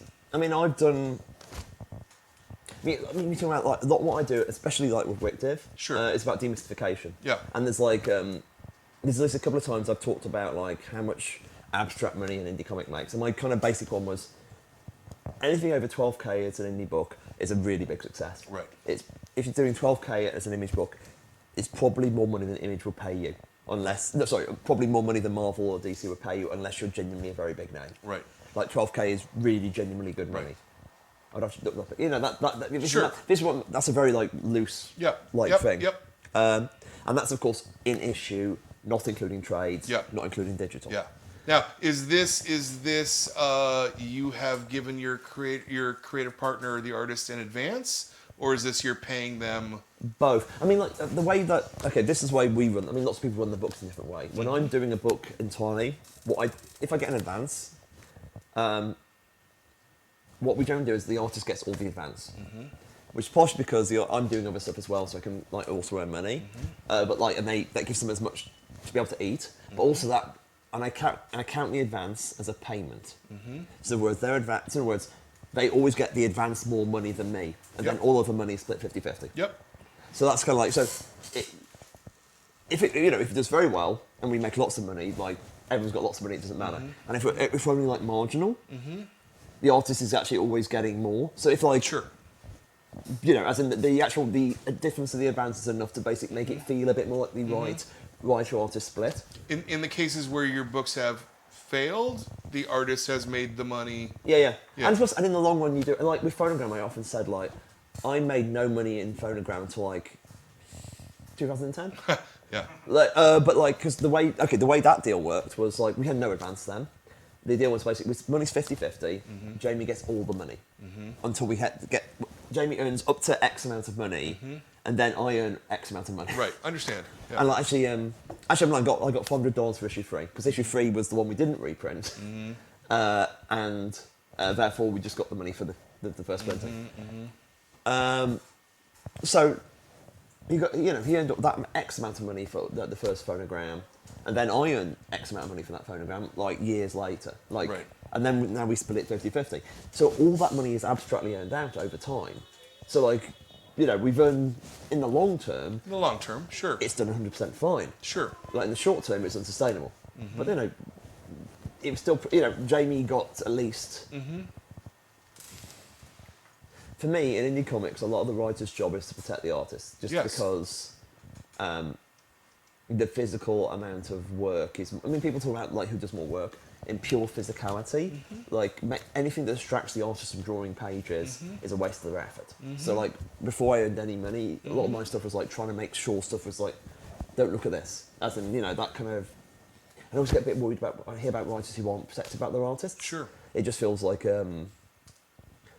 Utterly abusive. I mean, it's one of those things that actually it's Alan Moore quote. It's basically you just need to give your artist pages, even if it's just one page. It's that kind of like your I remember an Ivan Brandon idea that if you cannot give your artist pages, you should pay their rent. Yeah, because they're not working. They're literally waiting for you to produce work so that they can do their work. Yeah, and it's like kind of like, and that's always in my head. And like the idea of actually letting someone down. Yeah. That's always like deeply motivating for me.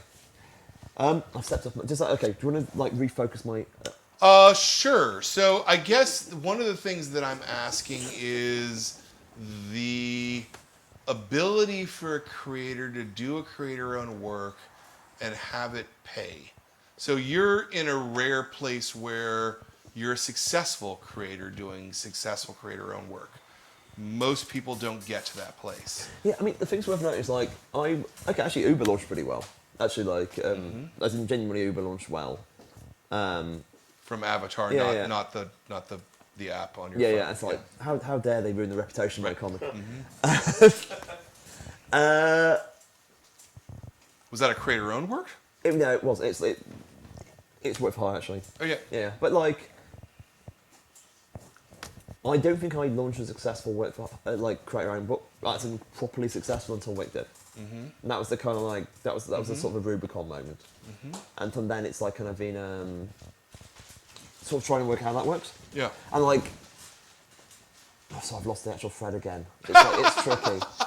As in, like, Yeah, I mean, the thing... I'm not quite sure. Basically, Right, what yeah, I'm trying to say is yeah. like, oh no, when that happened, it's the pure mathematic of it in terms of like, do you want me to talk about the actual mathematic of like, can you do a 50 issues? Sure, maybe, but it's as much, I'm as much worried about the people who are coming behind you who think that math works in a certain way, and that maybe math doesn't work in a certain way because of advantages that you've had. Do you know what I mean? Yeah. Right? I mean, like, basically, like, what my generation's, if we could speak very broadly, very broadly. Our tactic was, we do create our own work, Yep. because that's how you get in and make your name. Right. And because that's what you want to do. Right. That work is appealing enough, and that the, Marvel or DC say, You can do some work for us, yeah? come do small Yep. character, then Yep. come do Yep. medium character, then Yep. come do big character. Yep. And then you can, like, that you have a... And then you flip it, and then you turn it back into your own creator-owned work. Yes. Right? That's the program. If you're going to talk about that Yeah. kind of era, that's Yeah. the classical Sure. route. Yeah. And it does require an awareness of like, I mean, it's not everyone did that, Yeah. like, there's definitely like creators who did not take that route. Absolutely. But all, like one way or the other, and there's like, I mean, there's always the Kirkman argument that Mm-hmm. Kirkman believes that, going to work at Marvel only hurt his career. Sure. Which is like he has the numbers to back it up, which Sure. is interesting. Then you got someone like Alice Cott, and Alice Cott was interesting in terms of like him like doing a series of image books, which like he did it until like image book, and then he'll cancel it the second it's not profitable, and then do another image book launch, which launches a higher level. Sure. And that's a kind of like a weird accumulator model. Sure. It's harder, though, because he didn't build his reputation, I would argue. It hurt his later books. I think, I say From the retailer point of view, I was gonna say, his early image, Yeah. like his early image. Yep. I'm trying to say an alternate tactic, as in Yep. early Alice Cott tactic rather than late Alice Cott tactic was the model. And of course, these models are all temporary. Sure. And like different things Sure. work at the time. So Sure. And as soon as you figure out the model breaks at that point. I'm not That's the saying that problem. like, but it's interesting that there's not been many people trying that move that we did recently. Right. Like, I remember just thinking like it was like when Tom King and Walter did the Vision. My take was if I was there, I would instantly have done an image book. Right. I would have immediately done an image book, and Yeah. that's obviously not what Tom wanted Sure. to do, and not Sure. and Sure. I would never judge, Sure. tell them what to do, frankly. Sure. But I see creators thinking that Marvel and DC are their path to their future, and that strikes me as maybe not perhaps the exactly wisest thing. It's like the balance between like as I said earlier, it's like knowing what the job is. Yeah. In fact, like okay, how can I use Marvel to the cynical take on the writers? How can I use Marvel as much as Marvel will be using me? Right. Marvel are hiring you as a writer or an artist to rejuvenate the brand value of their Yeah. long-standing IP. Sure. Sure. And you are using them to Sure. earn some money Yeah. and practice writing comics. Right. And increase your status as a writer. Right. That's the status of those two. Sure. And like, who? But there's a How point where the you have more value than they do, right? Like you're bringing more value to that equation as a creator. You hope you are, Yeah. unless you aren't. And the thing is, I think. Oh well, sure. Yeah. of I course. think some of those are kind of like such fluid dynamics. Sure. Understanding Sure. it Sure. who in Sure. different spaces, different Sure. times. And I think that's the reason why I'm deliberately not wanting to say a hard and fast rule. Yeah. But there is that. Anybody who's not aware that is the deal when they go into Marvel, for a very sore disappointment. It's Yeah. one of those situations where like I am 100% pro fanfic. Like I think all forms of fan expression are like, and there's lots of really useful things that comes from fanfic. But I get a little frustrated when I see some writers saying that work for hire is fanfic, because it's not. Because Right. fanfic is more artistically valid. Right. Yeah. I know, that's Yeah. a slight joke, but it's just it's a different job. Yeah. And like the idea, if you the idea that going to Marvel is being paid for your fanfic, it's a completely false expectation of what the job is. It's like painting your own house is different than being an interior decorator. Sure. Like if you're working at Marvel, you're being like just the process of the job. Sure. And the thing, if you strip fanfic away from the social and the creative dynamic, you're not really explaining fanfic, and that's what worries me. And that's the kind of and this is the reason why I say this stuff, which is probably unwise for me to say. I loved working for Marvel, but you really need to have a realistic understanding of what you're doing. Sure. I guess. And in my case, it's like I burnt out in the Marvel universe. And I stopped before doing it. And that kind of like the second I realised I'm burning out, I stopped doing it because I don't want to do bad comics. Did they stop offering you work? No, I just stopped. Like they still wanted to give me work. Okay. Like and it was like kind of like, no, I'm not enjoying it. And for me, it was like when I started doing the Star Wars work, it's like, oh no, this is so much more fun. I need to stop this other work because I'm very aware. And with Star Wars, it's like I really enjoy my Star Wars work, but I sense like, yeah, I think I'm reaching the end of things to say about Star Wars. I'll stop now. Sure. Which is well, that even seems like more of a work for hire situation than Marvel. Or it's is a that different job. Do you think of that way? I mean, I actually I found well, yes, to some degree, but no in others. Like it was easier to be told no, you can't do a story because there's a multi-million movie means that you can't do it versus another writer's doing it. Right, sure. I get that. There's something like I said. You said earlier about if you know what the job is, it's easier. You know what the job is. Because But sorry, these stopping and burning it, and like, so me, it's like, no, I'm done with work now for now. Mainly because, as I said earlier, I just want to make new myths at the moment. And that kind of that's what Die's about. That's what Once and Future's about. That's what Wicked is about. And that kind of like, well, if people are willing to pay me basically the same thing to make my own ideas, why would I do work for hire right now? Okay. And the only reason is because it might be fun. Yeah, sure. And are you making a living from comics? Solely? Yeah. Yeah. Yeah, usually Yeah, without. You don't have to ascribe. No. It's one of those situations that I come from a genuinely working class background, not poor, but like working class. I've worked building sites, but like I'm financially successful beyond my wildest dreams. Yeah. My wildest dream is like having a cornetto, but like. And so therefore, is that money coming more from your work for hire work or from your creator-owned work? I would have to actually do a genuine breakdown of the work. I would say at least 2/3, even like in the best years of Darth Vader, when Darth Vader was of course the big book it was. Yep. It was my work for hire. Like 100,000 copies. Yeah, 100,000 plus a lot of trades. Yeah. So like there's a lot of genuine royalties coming from them. Yeah. Even then, Wicked was like 2/3 of my money. Wow. Okay. And and you can imagine like that is. And there's a reason why I tend to try to buy people drinks, in that kind of like the sheer guilt. As in, I think Image Deal's very good.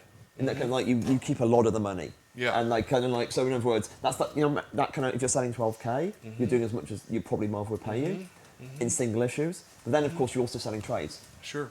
I mean the classic like dynamic of we're talking about this backstage, but if a book launches here. Like the second issue is like between 1/3 and 50% down. Yep. And the third issue is probably 10% down. And then it's like 20 probably. Even. And then like it's let's say 2% on average. Yep. And so if you basically if you hit your numbers for issue 3, you've got a pretty good guess in a normal book what your sales would be in issue 40. So you can genuinely, and the art of doing a creator-owned ongoing is, can that number, when that number goes down beneath a certain level. Will the trades have increased to a level to actually pay you enough to carry on? So it's okay if you're selling like 7k an issue, or even less, if You're selling your trade. 3.5 or 4 or 5,000 trades. Yeah. As in, like, basically those that, Yep. you know, and that's, I mean, like, WickDiv sells more trades in its open. Well, WickDiv's initial orders of trades are higher than the single issue orders. Crazy. Yeah. Okay. Yeah. Like, and I mean, I believe that, but yeah. And like those, Yeah. you know, that is Right, the basically curves, the yeah. cold hard math. Isn't Yep. okay. Yep. I know when I need the trades to be selling for. Yep. And that's the basic fancies of the industry, Yeah. or like the fancies of create your own industry. Yeah. And like, and if you're the wrong side of the graph, you have to start thinking, like, okay, what can I do instead? Right. And that's the thing about that's why we try to. That's one reason why it's so important to launch as high as possible. There's so few books ever Sure. go up. I mean, actually, ironically, Die genuinely has actually got issue 6 has just gone up like 5K or something, which is like. Yeah. Well, Die's a weird situation where the first issue has gone through 6 printings now. Yeah. That doesn't happen very often. Exactly. So, I'm sorry, it's Stephanie who's never done this before. Yeah. I keep having to tell her, like, this isn't normal. Like, this is not how it normally works. But even, like, you know, when we came with 34K in the first issue, like, I could do the math into, okay, it was like, okay, if our second issue is this, we're probably okay. You know, that kind of like, as in, yeah. you know, and that's the game. You know, Yeah. that's the game cry around, isn't it? You can look at numbers and take a calm, like, okay, this is where we are. Yeah. All right. Do we have any questions in the audience about Die specifically? Miles has got one, please. Oh, you're not Miles. I'm sorry. I thought it was Miles, and yeah, go ahead. Go. Box, what's up? Please. So a running theme throughout a lot of your works are dichotomies between everyday identities and identities very outside context. We see this in WickDiv with the teens and the gods, in Young Avengers with teens and superhero personae. In Die, this becomes even more literal than before, with people stepping into this fantasy world and these fantasy characters. And yet, they are, in a similar vein as they have been in the past, they're not fundamentally changing their character. Their personality in no way changes. They are taking on, or, well, not outwardly, they're taking on this archetypal role, they're taking on the character class. This is also a role-playing game. In a lot of role-playing games, you are playing a role of a different character, not just a different class. In the development of Die, was there ever talk of character, of the persona taking on character as opposed to just class? Of what were they role-playing as, and was that ever part of the conversation? And if so, how does that factor into the storytelling and characters? That's an interesting question. Obviously, as you say, WickDiv is a book about people playing roles and getting caught up and swept in their roles. And Die is less about that. Die is more, and you're also right, the fact that I tend to have a binary understanding. I'm somebody who has a Manichean understanding of the universe, and that's one of my many weaknesses. However, Die's dichotomies of such meant that I never really seriously considered people deliberately acting differently in the other world. The small there's a few exceptions to that, which are Chuck and Ash. Like Chuck and Ash, I'm just checking they are the exceptions. Yeah, Chuck and Ash are the main exceptions. As in, Chuck has Chuck has a lingering doubt whether this is real. Therefore, he can act with greater freedom than he would consider in the real world. And Ash also, what's the line Ash used? It gave me so many permissions. And that is not necessarily about being someone else. That's about being in a different context and being able to act in different ways. And basically be able to speak in like different parts of yourself. So I was much more interested in actually the contextual issue. Like WickDiv is about how can I be someone else, and Die is about how can I be someone. How would I be elsewhere? That was pretty coherent. Yeah, that was pretty coherent. Yeah. I like that. Yeah. Question, well synthesized. Yeah. Another? Yes, no? Oh, please. I have a question about color. Like, I'm new to your work, and like this is the first book that I read of yours. But what struck me more than anything, like I love the writing, the ideas in it, but the color really was dazzling. Like every panel had its own scheme, and I'm curious how much of that was like written in, and how much of that was collaborative, and like You cannot. Like, this is a Stephanie Hans collaborate. Sorry. Why am I apologising? No, it's like, I'm so British. I'm talking about Stephanie Hans being an ocean. It's kind of like that. As in, basically, I leave a lot of space for Stephanie Hans to tear it up. There's at least a reason why I Die's a lot more caption heavy than Wick Div is, because like I want Stephanie to have space to go and play, whilst I can take more of the narrative weight. You know, that kind of like that's the dance of it. But especially in colour, Stephanie's very interesting in how she works. Like, I mean, I suppose I occasionally like say some things, but not in any real way. Stephanie works in black and white. She paints most of the issue in black and white, kind of except when she put bits of colour in. And then she goes back and paint and like plays with the colour, pushes it up and down, adds weird stuff, takes away weird stuff. Like I remember an artist friend of mine, I was showing various in progress versions of like Stephanie's covers, and he presumed like I thought the last one was finished. And Stephanie's, I said it's much more like and the line I said, when is the sky finished? And that's Stephanie, you know, as in that she will carry on tweaking and playing with an image until it goes away to try to get a more of an aesthetic effect. The only and that's, you know, said earlier the fantasy universe is created by Stephanie Hans. That's part of it in terms of like how she, the kind of like the impressionistic, the kind of the Titian-esque like beauty of what she brings to the page and the intensity of emotion. You know, you don't get in the way of that. The only time I kind of step in is kind of later, and it's much more about we can't see what's going on here. You know, it's like, you know, as in, it's all kind of like clarity. You know, it's clarity. You know, as in, we probably need to tweak this. This character's skin color is a bit weird here. You know, those kind of like things, but they're much more like clarity notes rather than art notes. Because like you don't do a book with Stephanie Hans without wanting to do a book with Stephanie Hans. Which is like, you know, that's the point of the exercise. I mean, I was just saying, it's like so much of like working with an artist is trying to find a way to make them look amazing, and like all my kind of like, I remember like several people said on Wick Div, like, you know, I'm coasting, you know, I'm just riding on Jamie's coattails. Yes, that's the entire point of Wick Div. Sure. You know, like the point of it's a showcase for Jamie, and like that's the same with Young Avengers, and you know, Die is a showcase for Stephanie. You know, and Peter Cannon was a showcase for Casper in a different way. Yeah. It's all about how can the artist look amazing, you know, and because if the artist looks great, it's a great comic. You know, that kind of like how you can best show what they do. Her black and white interstitials between chapters are just fucking amazing. I mean, they're just so nice and almost better than the color work in a way. Different though, completely different. Completely different, yeah. The thing about like I said it's the wildness. I was like, it's like I want to do interstitials, and there's like the cover, the alt cover for issue 2. As in, sorry, the reprint cover for issue 2. We just got a mail for Image saying, we want to go back to press on Friday. You know, can we have a tweet? Can we have a cover for like tomorrow? And she stayed up all night and just did that cover. Right. And I was like, no, Stefan, no. But that's the thing is like Stephanie is. That's it. I return to the sea. Is like Stephanie likes to do, like Stephanie is a creature that she wants to do what she wants to do, and she'll do it. Yeah. And that's great. Like, and that gives us so much fierce energy. Yeah. And and occasionally, like there are times when I go, we can't do that for X, Y, and Z reason.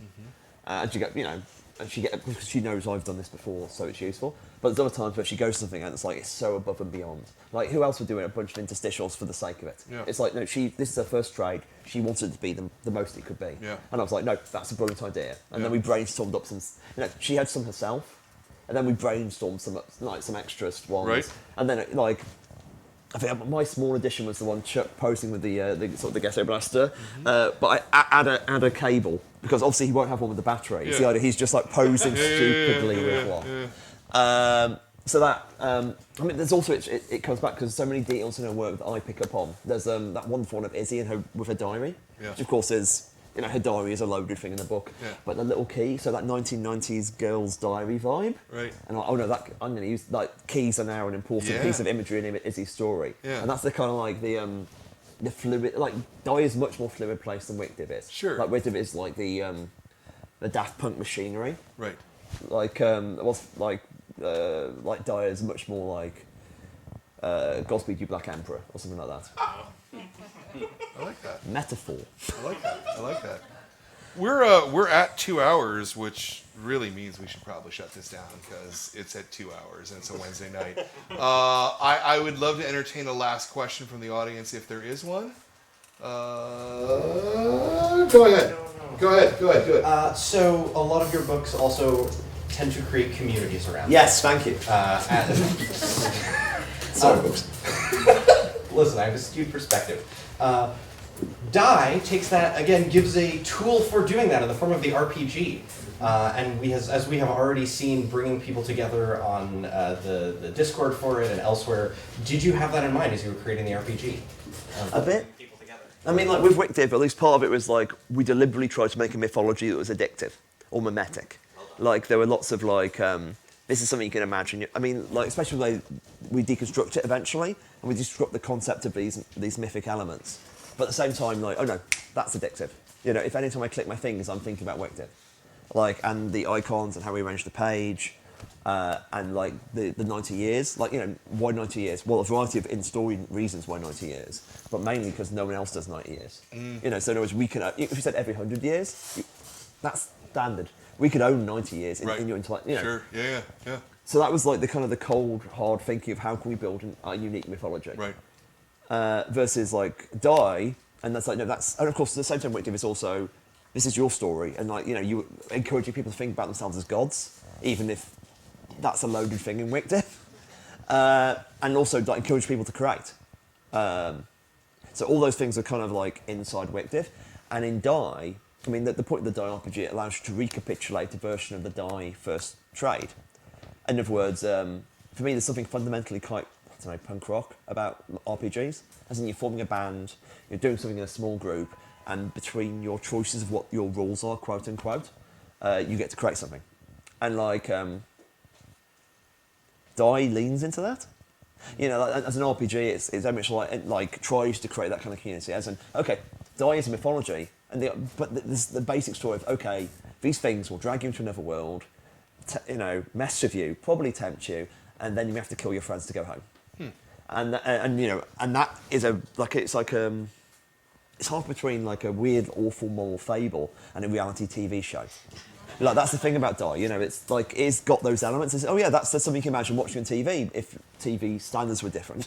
Yeah. Thank God And, they're not. yeah, exactly. And then and like of course, I can't go there.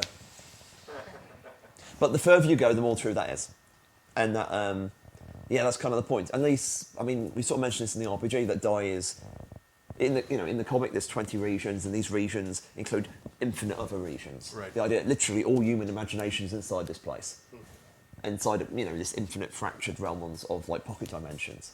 And that includes everything you've ever thought, and all your own fantasies and all your own individual games of Die. So like by playing Die, you're part of Die, explicitly. Because, and being the game it is, that, you know, it puts quotation marks around you being part of it. And okay, what are you complicit in? You know, like, and that shit's interesting to me. Yeah. So like, I've said this before in many different places, but like, my work and like with my collaborators tends to people say, you know, is it deconstruct? Are you basically satirising celebrity, or are you like celebrating celebrity with Wictive? And in kind of like Die, it's like, oh, you're very anti-fantasy, and it's not, you know, in the case of Wictive, it's not. We're just trying to do a portrait of like celebrity and artists in the widest sense, and the fact that most tend to be one or the other means that the fact that we're trying to do something a bit more three-dimensional sticks out. And with Die, it's like most books about fantasy are basically entirely apologies for it, in that kind of like, oh, nothing's ever wrong with it, it's all great, Ready Player One was good. You know, like these big lies. And like, Die like just takes, maybe we should talk about some downsides. And it doesn't mean the good sides aren't there, but as grown-ups we're allowed to have a more complicated idea about fantasy. So like, a lot of what I do is that kind of like, let's have a nuanced discussion about the things we love, both positively and negatively. And do that honestly, and like, yeah. That's a perfect place to end it, I think, right? Like that. You just tied it up in a bow. Yeah. So the book was Die, Fantasy Heartbreaker. I loved this. The staff loved this. You all loved this. Woo! Kieron, dude, Thank you, man. Thanks so much for having me. That Thank was you, right. but thank you for making comics that we can talk about. Thank you for What is I having, can talk about? thank you for having something that we can. It matters. It's not bullshit. So, yeah. If you haven't read this, go out and read it. It's a fantastic book that is everything that comics should be, I think. So yes, die. Next month. Also inexpensive. Also, it's $10. $9.99. It's really fucking cheap. Actually, we'll talk about that later. Next month. Jaime Hernandez is going to be here for Tanta. This is going to be great. We're having Jaime on the 21st of August. And then in between that, for the Kids Club, I know most of you don't care about the Kids Club, but this one actually you might care about. On Sunday, August 18th, we've got Cheshire Crossing, which is Alice and Wendy and Dorothy, and it's not them having sex with one another like Alan Moore did. It's actually a much more, kind of great, awesome story. It's written by Andy Weir, who wrote The Martian, and Sarah Anderson, who does Sarah Scribbles, which many of you like those comics. So this is a really good book, and I would really like many of you adults to come out for this meeting on August 18th at 11 a.m. That's where I am, my friends. And I want to thank all of you for coming out. I want to thank Kieron especially for coming out and talking to us. And that was the Comics Experience Graphic Novel of the Month Club for the month of July. We'll see you next month, guys. Oh, and The Beat. Let's not forget The Beat. The Beat is our sponsor, www.comicsbeat.com. It's my plug. You've got to go there for your comics news. Okay? Very good. Thank you, everybody. We'll see you next month. We're out? We're out. Very good. All right, so if everybody will take 2 minutes to